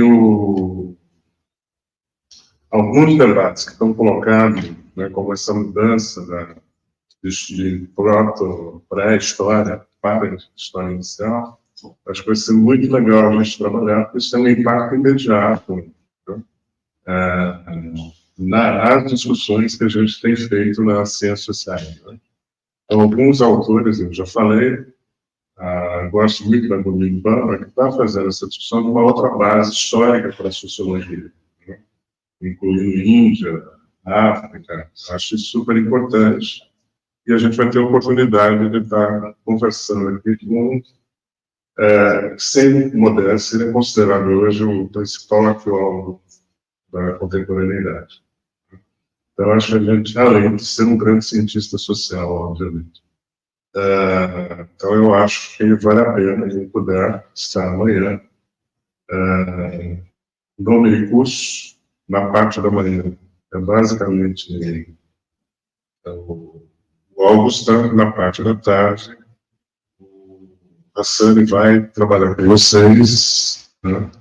Houve uma sobreposição de agenda, eu devo chegar aqui à tarde, mas eu não sei que horas. Na quinta-feira, hoje na sexta-feira, eu estou o dia todo, vocês também. Então, quem puder, por favor. Eu queria agradecer a presença, eu não tinha visto a professora Ana, professora Valter, chegou um pouco de tarde, e a professora... Desculpa. A Etnologia, que chegou nesse início falando. Está apagando assim, a gente não está ouvindo direito. E todos vocês aqui presentes, e será um prazer tê-los amanhã. É importante dizer que o Augustin esteve aqui em 2015, e nós fizemos uma reunião no Comitê Científico que definiu essa estrutura dos volumes acho que foi na reitoria, né? Ou isso, você já estava? Eu estava aqui, mas não estava nessa reunião. E uma das reuniões de definição foi feita aqui, né? E a gente está gravando todo esse debate da construção dos volumes. Então, a gente seja bem-vindo de volta. Welcome. You're welcome to come to São Carlos again. Okay. All right. That's good. All right. All right? Yeah, everything's okay. Everything is okay. Nos vemos amanhã. Acho que é no AP1. AP1, sala 7.